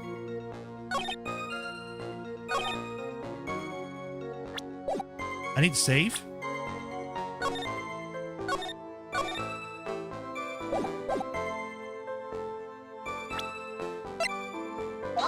Okay, it's not that one.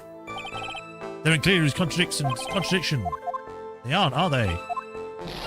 Bye-bye, Ron. That's enough. This court sees no reason to prolong this trial, nor is there any evidence to convict it. This case time is clear. There's no point in interpretation.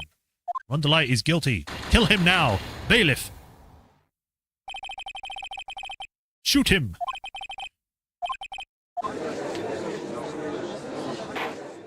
Imagine if the game continued after getting a guilty verdict. Like, it's like, oh, man. Oh, well, that's one person down. Time to continue on.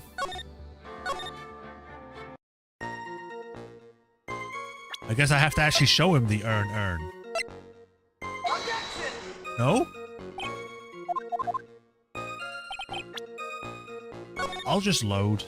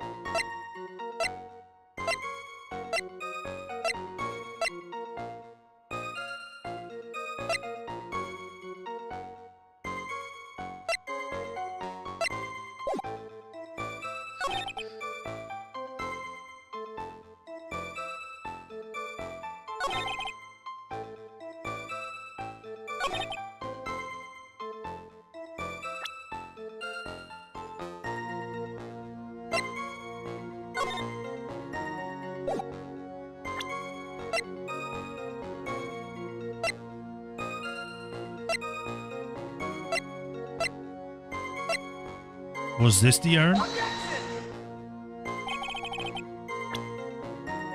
Urn is worthless, so why steal it? Because. Just because.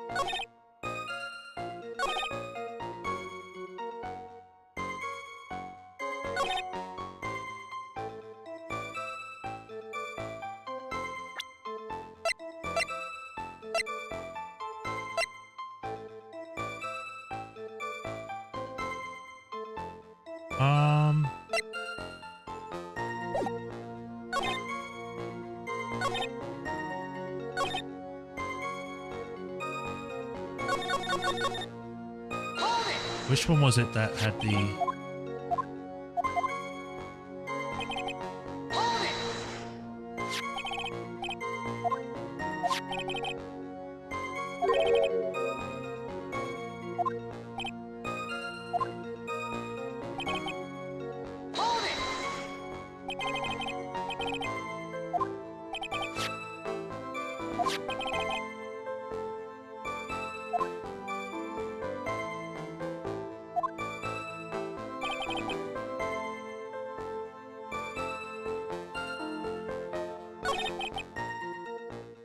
I get the feeling I'm supposed to present something, but I'm not sure what.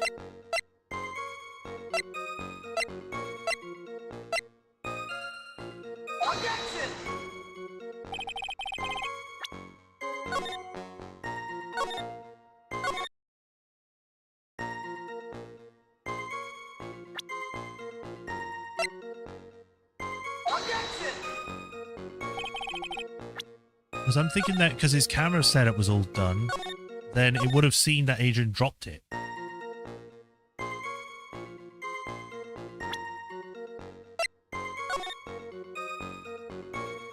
Oh! Oh! I completely forgot about this.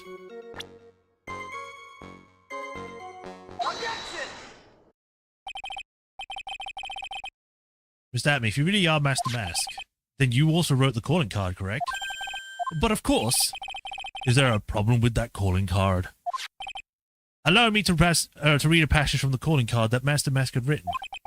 Take good care of the speckled urn. Now, the speckled here surely refers to the pink patterns on the sacred urn. Yes, that is true, but so what? Truth be told, there is no way that Master Mask could have known about this pattern. What do you mean? This pink spotted pattern on the urn is actually nothing more than paint stains. Paint stains.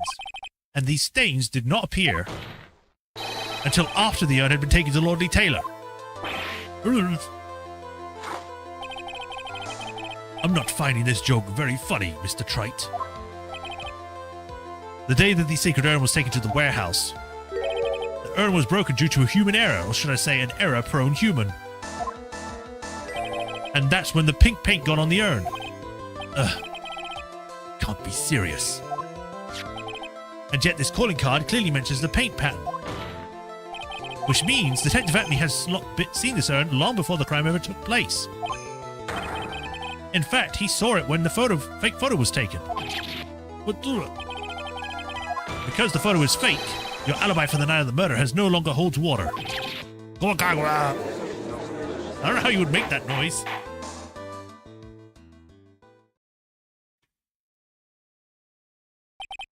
Witness, do you have anything to say for yourself?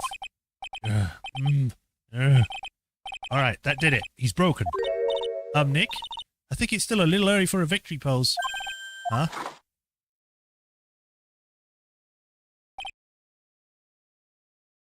Ah. It's so sad. No one has any conviction these days. Conviction, you say? Yesterday, we all decided unanimously that this man was Master Mask. And now we're calling him a murderer. You don't think we're being a fat tad fickle? That's a good point. No way, don't fall for that too, Your Honor.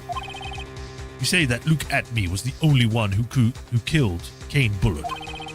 Let me ask you this. Why would he do that? An excellent point. Motive, Mr. Wright. Motive. Might you,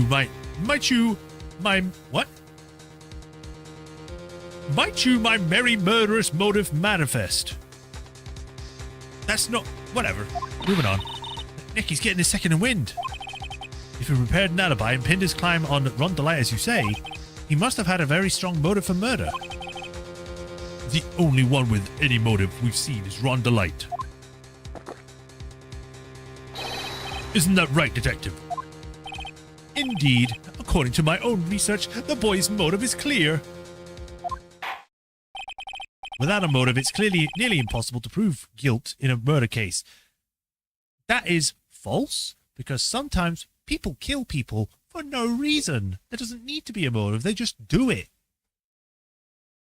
Quite a lot of crimes are done like that, but okay. They must have a motive, otherwise what's the point? Just let them go.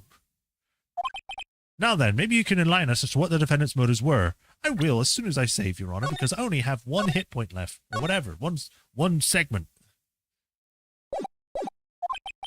I'd be honored to, sir, old-timer. They're doing everything they can to make Ron look suspicious. Despite our lack of hard information, this may be our only chance. Motive for murder. I, look at me, had no points of contact with the victim whatsoever. Kane Bullard decided to investigate Master Mask and simply mistook who he was.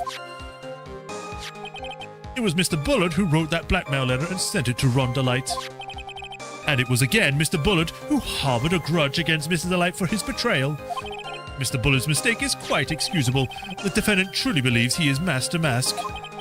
That is why DeLite saw it fit to kill Kane Bullard. Truly a tragedy. So the victim, Kane Bullard, blackmailed the defendant? This is the blackmail letter found in the defendant's apartment. I am still doing the fancy accent. A handwriting test confirms that Mr. Bullard was indeed the one who wrote the letter. What? Blackmail letter updated in the court record. Very well, Mr. Wright. Begin your cross-examination. How much of this is left? I don't know if this is the last one, or if I should push it until finished, or if there's another bit after this. And who in the world is going to prove that? I will. After doing a thorough background check of Detective Atney and Kane Bullard, we were unable to find a link between them. It's all in the report. Perhaps they were connected through their work? They were both involved in security. You're nearly at the end. Okay. Nope. That was blunt. In any case, the only one with a motive is Mr. Delight. Mistook? That's right, mistook from the Old Norse mistaka, meaning to take in error. That wasn't what I meant. Just who did the victim mistake Miss Master Mask to be? Why, the answer is obvious. Ron Delight, of course. Boy, I'd like to wipe that smug look off this guy's face. Why would the victim mistake the defendant for Master Mask? Don't you already know that? Zavari, take a look at this newspaper. Oh ho ho! That's the famous Tear of Amanon, a magnificent jewel. That photo shows a magnificent detective as well, does it not? Furthermore, it also shows an ugly guard, namely the defendant. The defendant? The victim clearly misread this article, and Zavari, he got the wrong impression. The impression that this ugly security guard was in fact Master Mask. I see. That was an unusually reasonable deduction.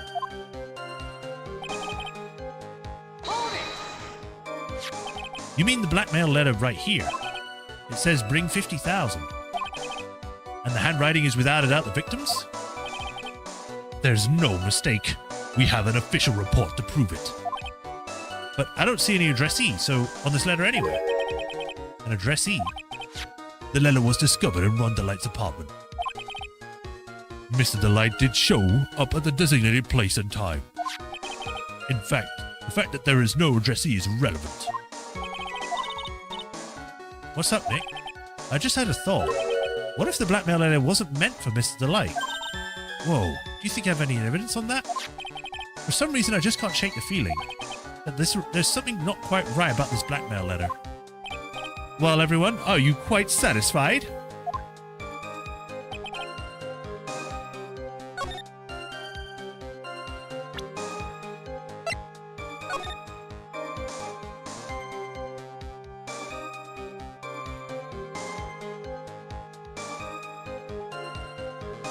Oh, red diamond.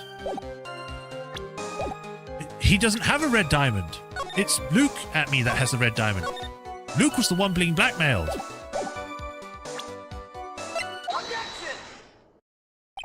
Mind if I ask you a few questions, Detective Atme? Well, if it's just a few, I guess it's all right. When you said that this letter was addressed to Ron Delight, I couldn't help but notice one major contradiction. Contradiction? I don't know where a walking contradiction like you gets off saying any things like that. You're the one to talk. At times like these, men are made to express themselves with their fists. Why don't you show us what you got there, Junior? Indeed, time to walk round man up, Mr. Wright. Show us the contradiction evidence in the content of the blackmail letter. With the letter again? Or do I have to show the profile?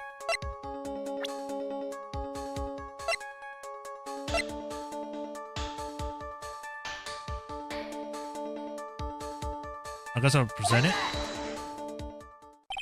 Ha! A little 2-1 punch like that wouldn't even faze me. Objection! I think you mean 1-2 punch. Mr. Wright, try thinking things through before a little more before... No, it's not enough. Guilty! I guess I need to present at me then.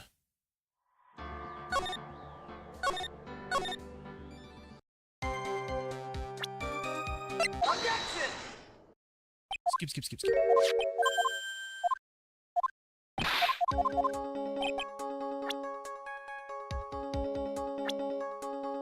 Take that! Oh, okay then.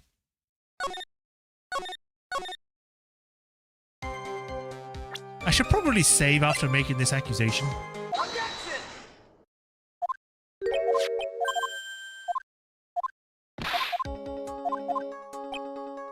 A list of prices.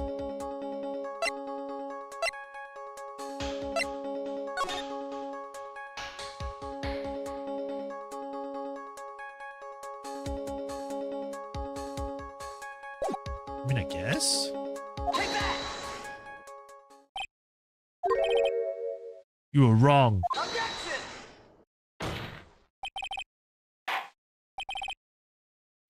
You lied to me.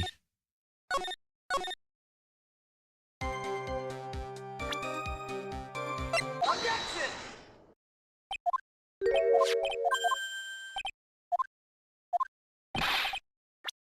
Alright, quick save so I don't have to go through all that again.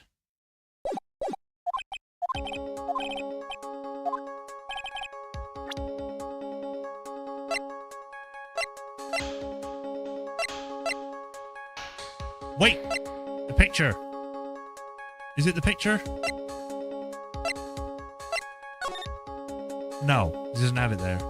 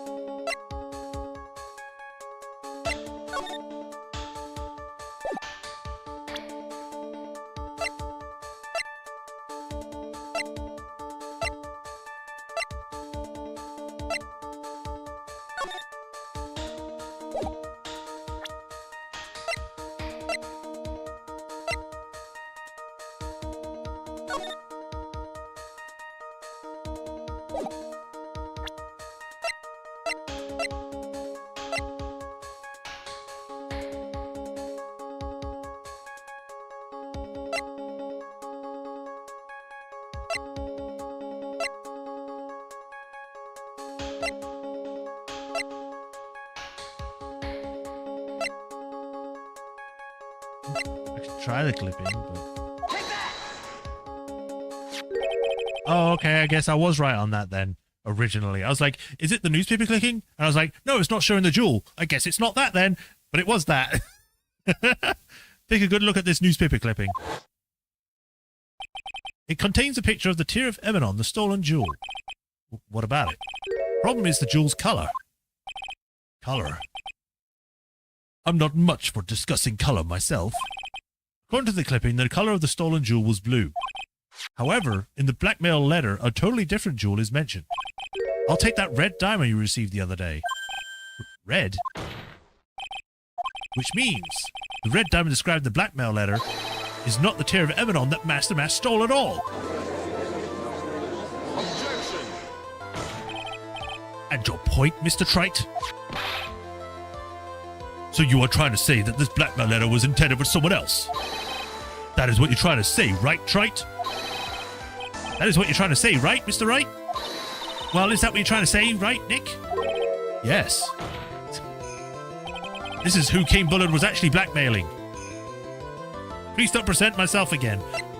I was actually slow. I actually stopped myself before pressing anything to make sure I pressed red, the R button.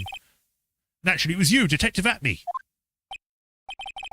Do you have some sort of basis for that claim? You have been personally involved in every single Master Mask case. And in the last case, you recovered what was stolen. Received a jewel as your reward. A jewel?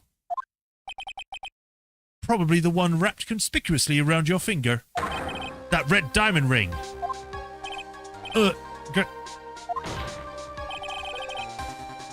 That is the diamond referred to in the letter, which is the means that Kane Bullard wrote that letter in order to blackmail you. Ah!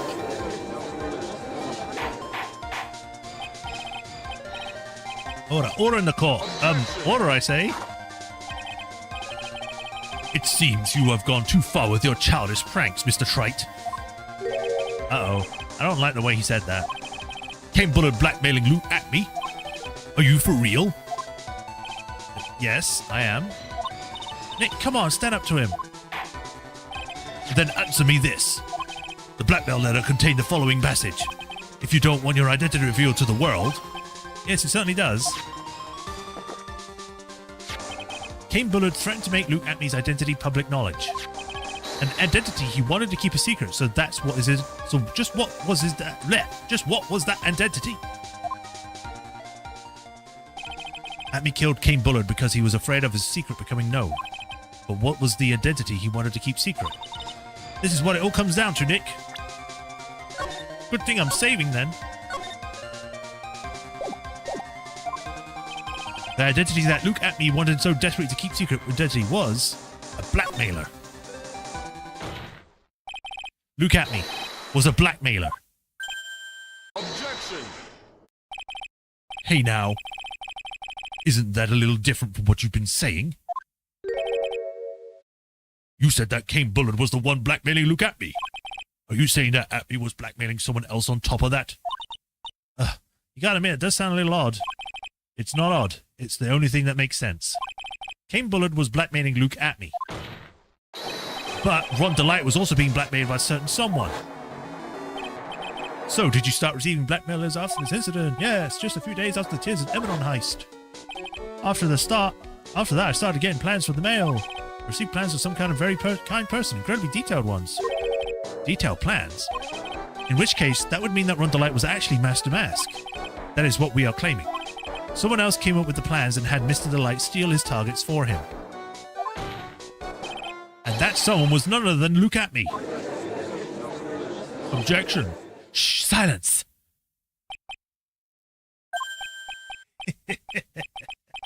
Now I see. It's all becoming clear. What is? When you were in grade school, you received the same report card every year. Careless with the tendency to jump to conclusions. Am I wrong? How did you... You say that I, Luke Atney, was blackmailing Ron DeLite? In which case I would naturally know all about his relation to Master Mask. Well, yes. Ron DeLite started receiving plans for his second crime onward, correct? Which means I learned his identity when he committed this first crime. Good point. You certainly couldn't have blackmailed him otherwise.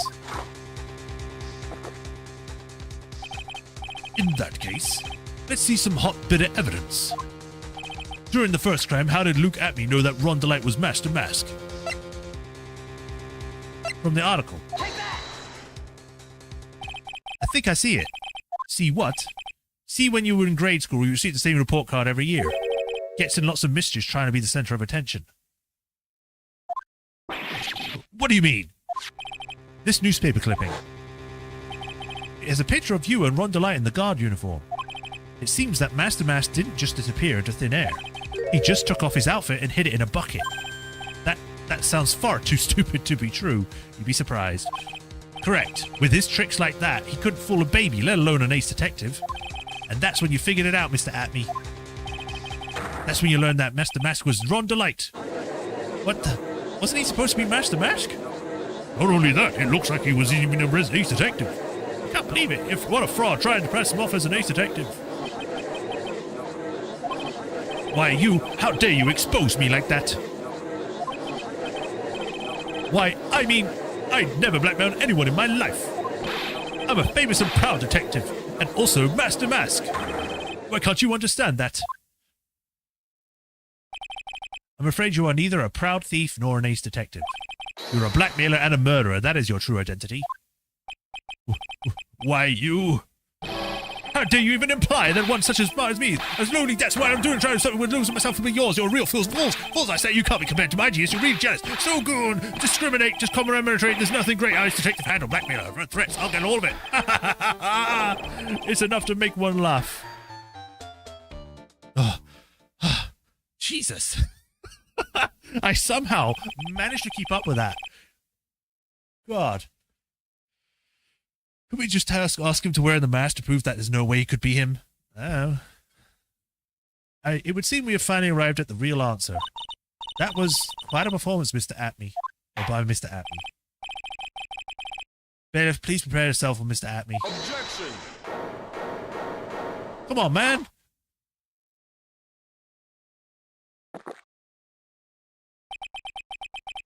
hammer that strikes too fast has no time to aim. What do you mean? I'm already prepared to deliver my ruling. Allow me to say one thing. I will be the one to judge. You don't get much more in your face than that. It appears that your claws weren't quite sharp enough, Mr. Trite. What do you... It's true that you've proven a lot of things. Things like Luke Atme was a filthy blackmailer, and that he wasn't at Lordly Taylor that night of the murder. That's right, that's why he was the one who killed Mr. Bull... But... there's still one thing you have yet to prove. What's that? Just because he wasn't at that warehouse doesn't mean he was at the murder scene. Therefore, if you can't prove that this pitiful excuse of a man was at KB Security, then I don't see how a verdict can be delivered. No way! Let me just win, come on! Order in the call. Well, Mr. Wright, this is it. This is the final round.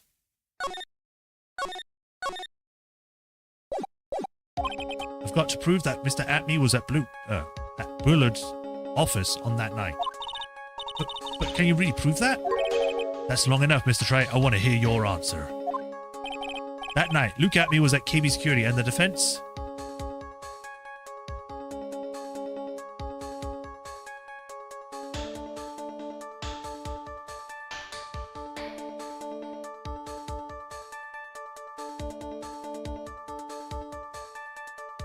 Can't prove it. I can't prove it. Just as I thought. But if we hear more of Detective Atme's testimony... Objection! Unfortunately, that's as far as you go, Mr. Trite. What do you mean? I won't allow any more testimony, that's what I mean. What? Have you forgotten? Luke Atme is here after we interrupted his own trial. But you have failed to provide that he committed the murder. What to prove? I think it's time for this witness to return to his own trial and face his guilty verdict as Master Mask. No. Oh, well now, Sir Lawyer, it seems that love wins out in the end after all.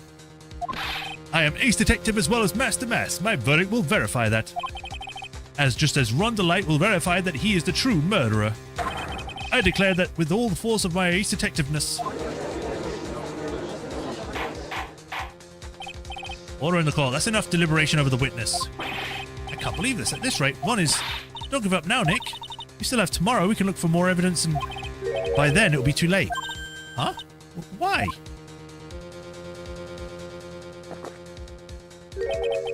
Double jeopardy. One of the basic rules of any court of law. What? Double jeopardy? Should a defendant be tried and found innocent in court, that defendant cannot be tried again for the same crime. What? What kind of stupid rule is that? What? Oh, we didn't find the evidence this time, so he goes away innocent. But later on, we find evidence that did prove that he was guilty. So we bring him back and put him in the trial and find him guilty. No, we don't do that. If we find evidence that he was the killer, oh well, he's innocent still. This is a fundamental rule of all courts. It's a stupid rule.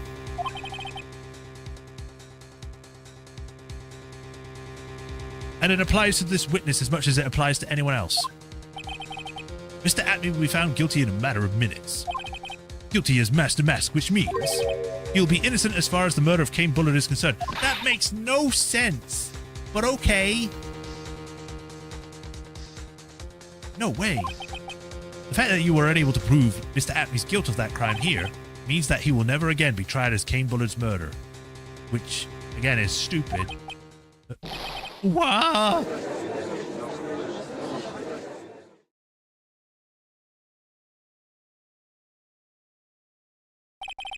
Now there's nothing I can possibly do to win. Even if Ron is proclaimed to be innocent, the real killer, Luke Atme, will go free.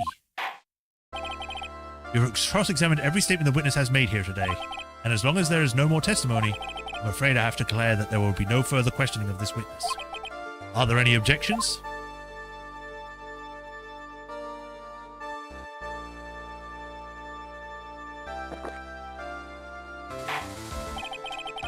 And I hereby end the cross-examination of Luke Atme. Objection! I think I see it. Your Honor, when you were a child, his stat was on your report card every year. Has poor hearing and often make mistakes as a result. How did you... Phoenix, raise your head up high. Have you forgotten what I used to tell you? A lawyer is someone who smiles no matter how bad it gets. But that voice, no way. I have to be taught the same lesson again by the same woman that's dead? Again? Long time no see, Phoenix. It's been a few months, sure. But Mia... This is the true power of the Korean channeling technique. I know that it's really Maya who's standing before me. But right now, she's my mentor, Mia Fey. Now let's do this. I'm gonna take the wind from yourselves, and I'm gonna be the hero now. Get out of here, Phoenix. Honestly, I don't like this moment. Oh, yeah. But there's nothing more we can do, Mia. Without any more testimony, I can't cross-examine. Not yet. The testimony's not over yet. What do you mean? Your Honor, just now you said something very interesting. You have cross-examined every statement the witness has just made here today. Yes, that's true, but... Unfortunately, Your Honor, you're forgetting something. Earlier, after the last cross-examination, this witness made a number of remarks. Well, now, Sir Lawyer, it seems your love wins out in the end after all. I'm the Ace Detective Will's master match. My verdict will verify that. Just as Ron Delight's will verify that he's the true murderer. I declare the full force of my ace detectiveness. Yes, but these comments appear to have no importance whatsoever. Very well, then we shall prove their importance via cross-examination. At any rate, as long as the witness has made these remarks, we, the defense, assert our right to question them. Was that all right with you, prosecutor? Is something the matter, Mr. Godot? Ah, nothing. Oh, Sir Lawyer, looks like you're one step too late. If you such falsehoods will do anything like to me, look at... Let's hear it. Huh? It's true that the witness made some remarks. So then, let's hear this last bit of test cross-examination.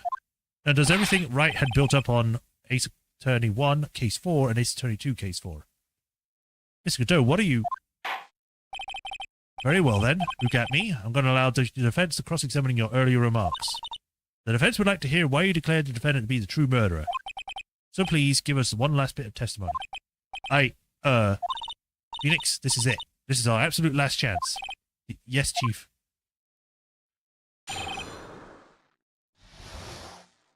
It undoes. Undoes it in what way? I'm actually curious. Oh god, right to my throat. Ugh. Indeed, it is. Damn it! I had to leave to see about vitally important job request. I had known about the date beforehand, so I had put the photographs readied. My brilliant deduction was informed me that the true culprit was Ron Delight. And thanks to the keycard and wallet, it was abundantly clear that he was there. I was also able to make a deduction from the buzzer, which only sounded once. The button did not have any fingerprints on it. Why? The victim would have left fingerprints if he sounded it, which means the killer sounded it. Mr. Delight was wearing his Master Mask outfit, which is why he left no prints. And the blackmail letter, the victim lately just mistook the color of the jewel. Zavari. Therefore, all the evidence points to that poor boy. This testimony actually seems to hold up pretty well. Witnesses' earlier remarks did not appear to have been hastily repaired. All of his points have been made explained, and none of them seem to contradict anything. But, of course. But, how did you know about the emergency buzzer? The police investigation documents were directly linked through me. And I always look over these documents in elementary, Sir Lawyer. And yet his case in that game is the best I've seen Wright been written because he actually acts like an ace attorney. Yeah. Are you going to make even more trouble for us now, Mr. Lawyer? I will not allow any of your usual shenanigans, Mr. Wright. Yes, Your Honor. We cannot postpone Luke Atme's trial any longer. This is your last chance.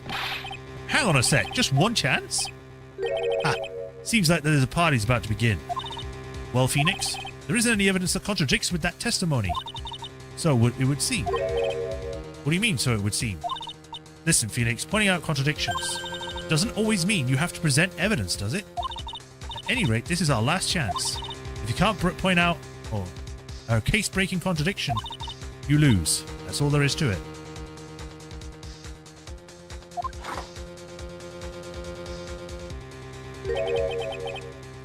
Cup number 17, my last cup. It seems like the time has come to put an end to this trial. I have to find a fatal contradiction in this testimony, and I need to point it out without presenting evidence. Which means all I can do is find the contradictory remark and press it. Remember, you only get one chance. Thanks, Mia. Thanks for putting all this on my shoulders. Remember, if you fail, he'll die.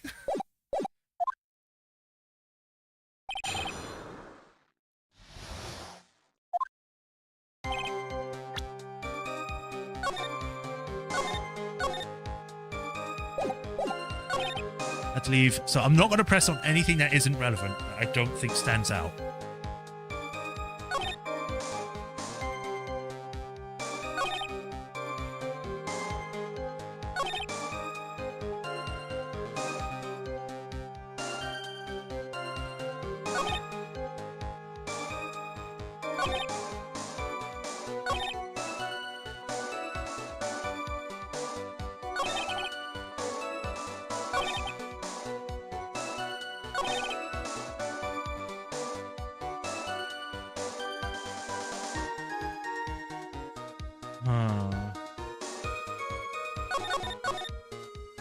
My gut is telling me something to do with either the buzzer or the fact that he knows about the keycard and wallet.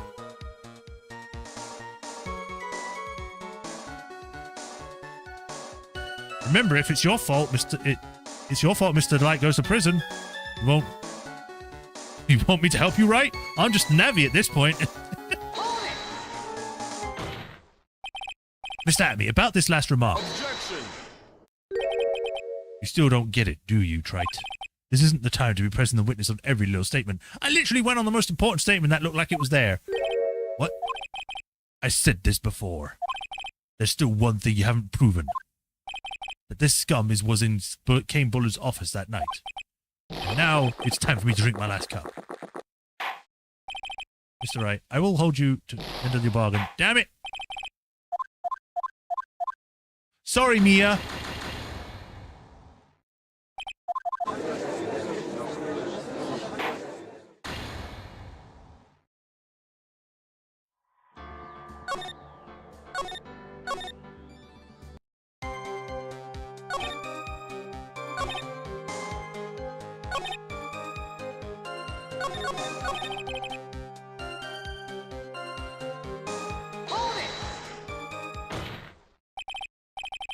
Objection!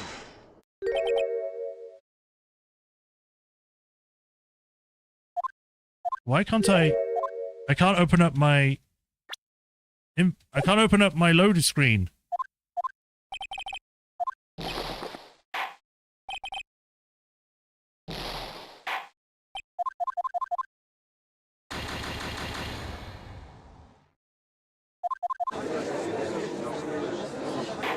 So what one am I supposed to press on? Is it the poor boy one?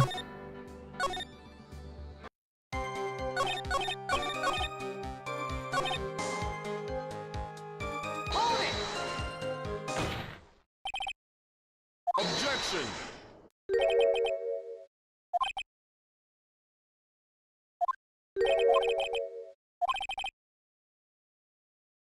Again, I don't know why it makes me have to go through this every time.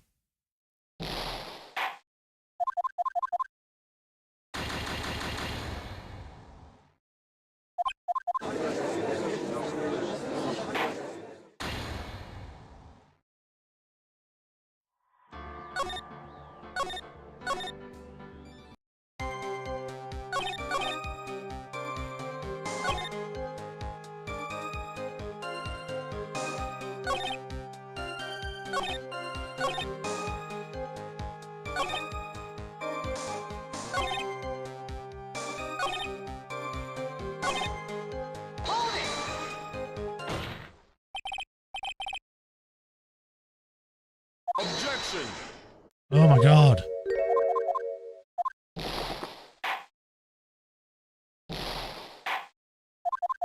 Which one am I supposed to press? Like, there is a lot here to look at.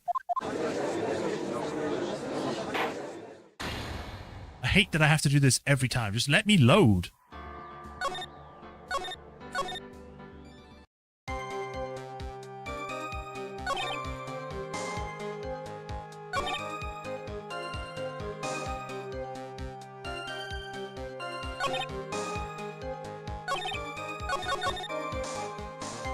Hold it!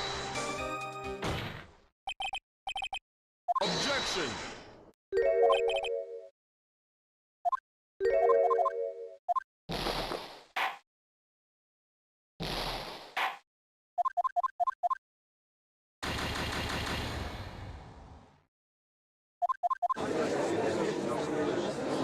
At this point, I just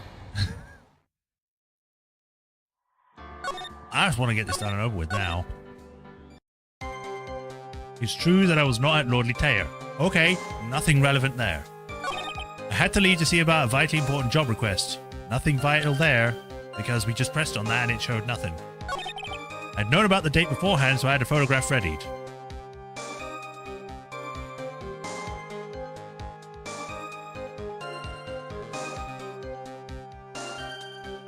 Maybe there's something there? Because the photograph would have had to have been at the same time as the murder for it to make sense. But he could have edited the thing, so it doesn't really work that way. True culprit was Run Delight. Whatever there. Thanks to the keycard and wallet, it was abundantly clear that he was there. Nothing really there. Make a deduction from the buzzer, which only sounded once. The button did not have any fingerprints on it. Why?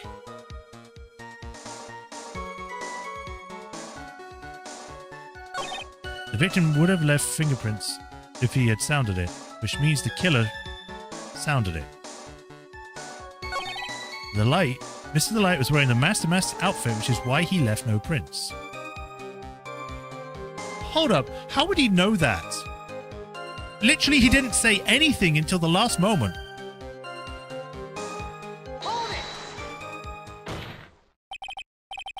Mr. told me about this last month. Oh, are you serious? Ah, here we go. I'm afraid you're the one that still doesn't get it, Mr. Godot. What? Mr. Atney, it seems you have finally admitted that you were the one in the CEO's office on the night of the murder. How can you say that? Let's review your testimony, shall we, Mr. Atney? The button did not have any fingerprints on it. Why? Mr. The Light was wearing his Master Mask outfit. Is that correct? Indeed. That's what I said. My deductions are absolutely foolproof. More like your deductions prove that you're a fool. Oh, I'm sorry. Whatever do you mean? For some reason, I'm starting to get real thirsty. When exactly did we learn the fact that Ron Delight was dressed as Master Mask when he went to the sign of the crime? That was, it was before a few hours ago. Back when my sixth cup was looking at me with a cold stare. Oh, I forgot to mention it before. I was just no chance, never came up until now. That's right. The defendant had yet to tell anyone else the fact before this morning. Therefore, the only people who should know this are those who have been watching this trial. Do you understand now, Detective Atney? There is no way you should have been able to know that.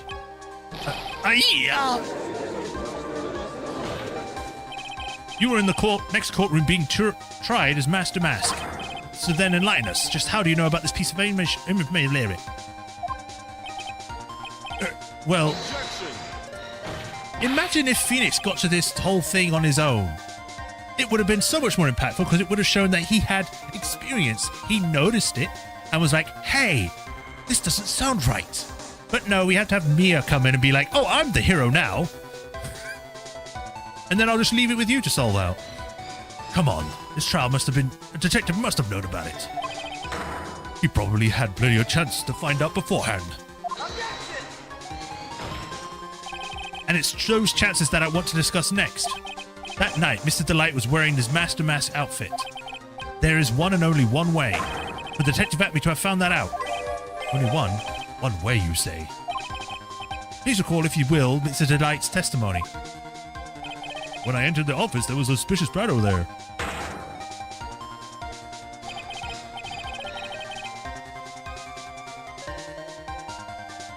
For a second, my client witnessed the real killer. Objection! But Mr. Delight never saw his attacker. There's no way to tell whether he or not the real killer was Luke Atme. Objection! It's what with that statement that I'll turn this case on its head. Again. Just what are you implying? Mr. Delight saw the real killer, correct? Now, if you turn that statement around, it stands to reason that the real killer had seen Ron Delight. Impossible.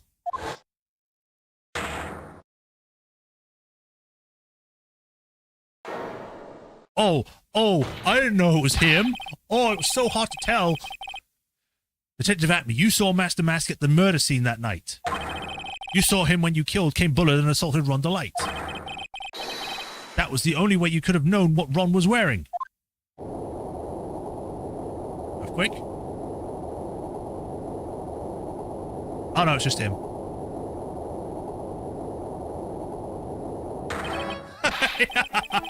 Oh, yeah, I ran out of breath. Take a good look, everyone. Unable to find a rival worthy of my genius, I was forced to create one by myself. Here I am, the tragic clown. That's the same line you gave yesterday. It reminds me of Truce doing the exactly same thing in Apollo Justice. It gets annoying fast. But I think there's a little more meaning behind it this time.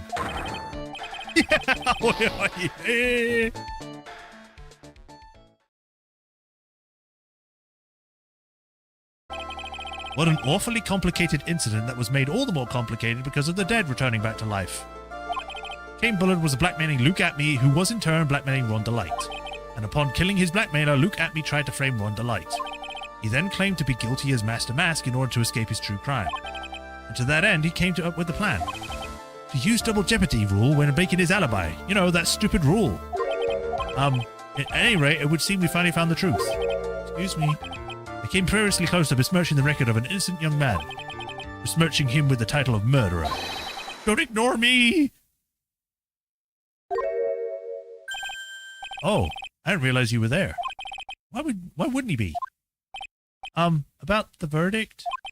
I know. You never committed any murder. That's right. I'm so glad you understand that, but I already am Master Mask. Huh? So, thanks to the trial yesterday, I'm innocent now, right?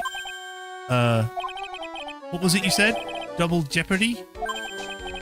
Now that you mention it, I have been careless. Careless? What do you think, Mia? As the defendant says, the rule of double jeopardy is absolute. A defendant can never be tried twice for a crime in which he was found innocent. It's a stupid rule, so then this guy can get off scot-free, but okay. Then, Master Mask is really innocent? It would seem so, for now. For now.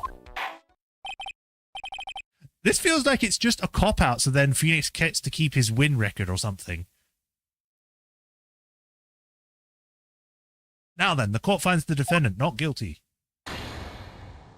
This is a stupid rule. I'm sorry. It is the most laziest rule you can come up for this game.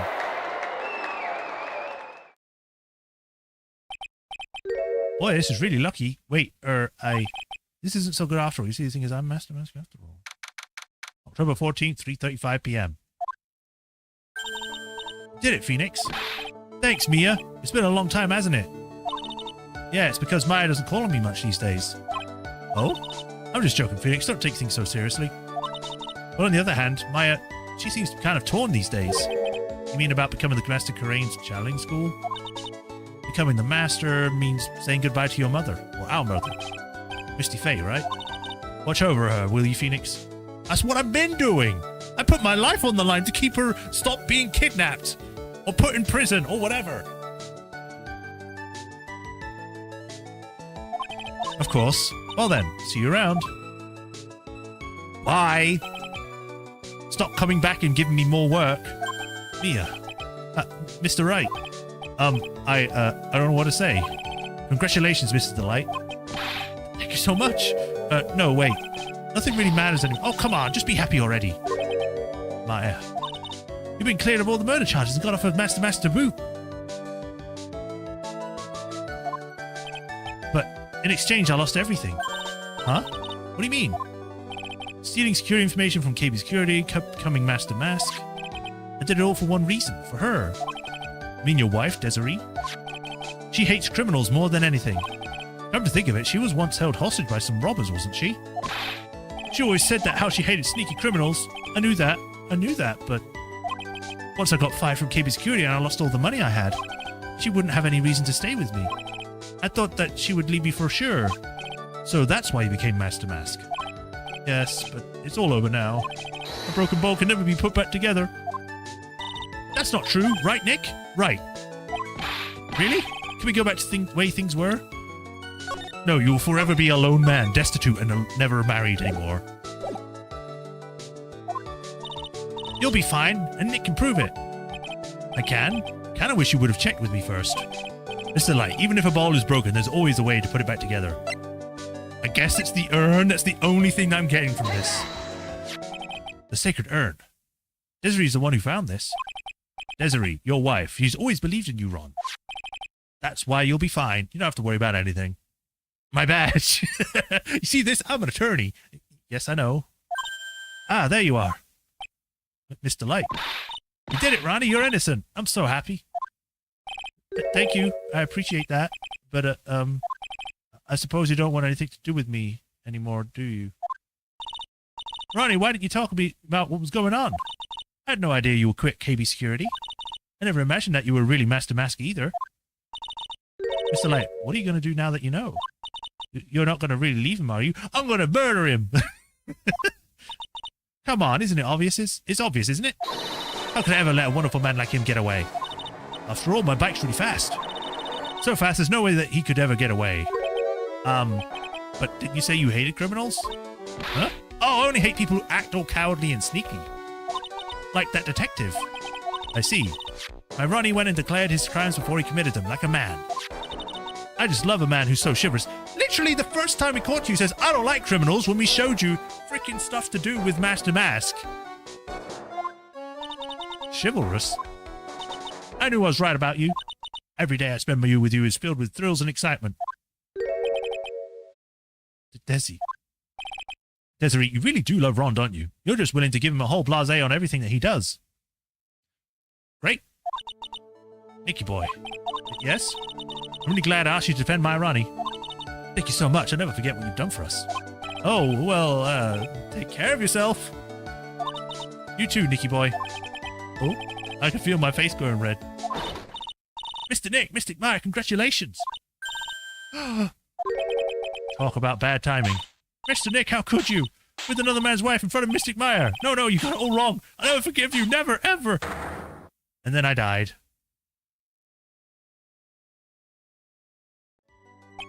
So just as the taste came to a close, so did my consciousness and my life.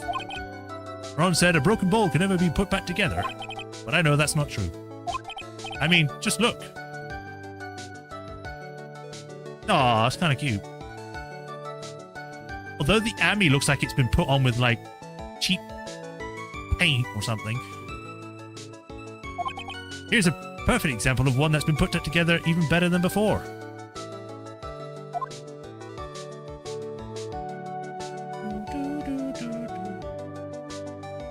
Stolen Turnabout, the end. Woo!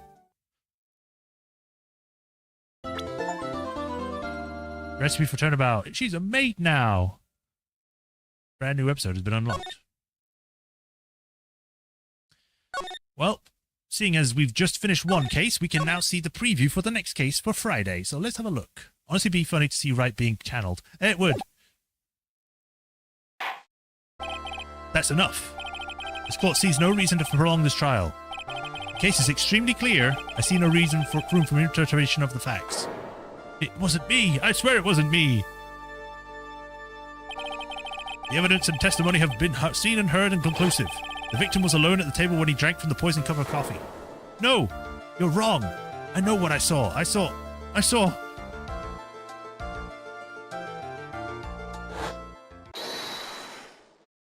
him go into the negative zone. I saw someone else there. A man. He's the real killer. Phoenix killed someone and put salt in the drink.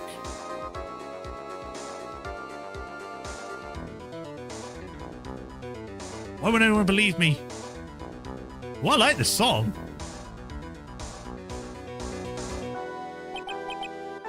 Well, I'd say that pretty much wraps up this case, wouldn't you, Mr. Wright? This court finds the defendant guilty. This court is adjourned. This is exactly like it was for the second game when we had that whole amnesia thing. January 6th. Wait. Oh, it's the next year. Okay, I was like, weren't we in October? Yes, we were. The case was supposed to have been in AA2. I guess it kind of makes sense because it would have fit sort of in the whole who's Phoenix kind of thing. For the Salt Bay. Oh, God. I hope not. Yes, we will end there for today. That was a nice preview. We get to see what that case is all about next time. So, thank you all for joining for today. Hope everyone enjoyed. I'm sorry if my voice wasn't doing that well today. For some reason, I don't know what was up with it, but I kept like having a weird issue where I just couldn't do the voices normally. Such as with Godot. I don't know what was going on, but yeah. We shall pick this up on Friday. Hopefully I'll be better then. Tomorrow we'll be back with more Baldur's Gate, so tune in for that. As usual, like, follow, subscribe, do the bell notifications so you know my next stream. And if you want to help support me, there's links to Patreon and tips. And if you become a patron and support me there, you get a name added to this list where I thank you for the continued support like I do with Hirokuni. And I greatly appreciate you. But until next time, y'all have a nice rest of the day. And y'all take care. Thanks for joining, Sean. Still doing great for us with the voices. Oh, thanks. Hopefully I'll just improve over time, but we'll see. But yeah, until next time, y'all take care. Bye-bye, everyone. Good night.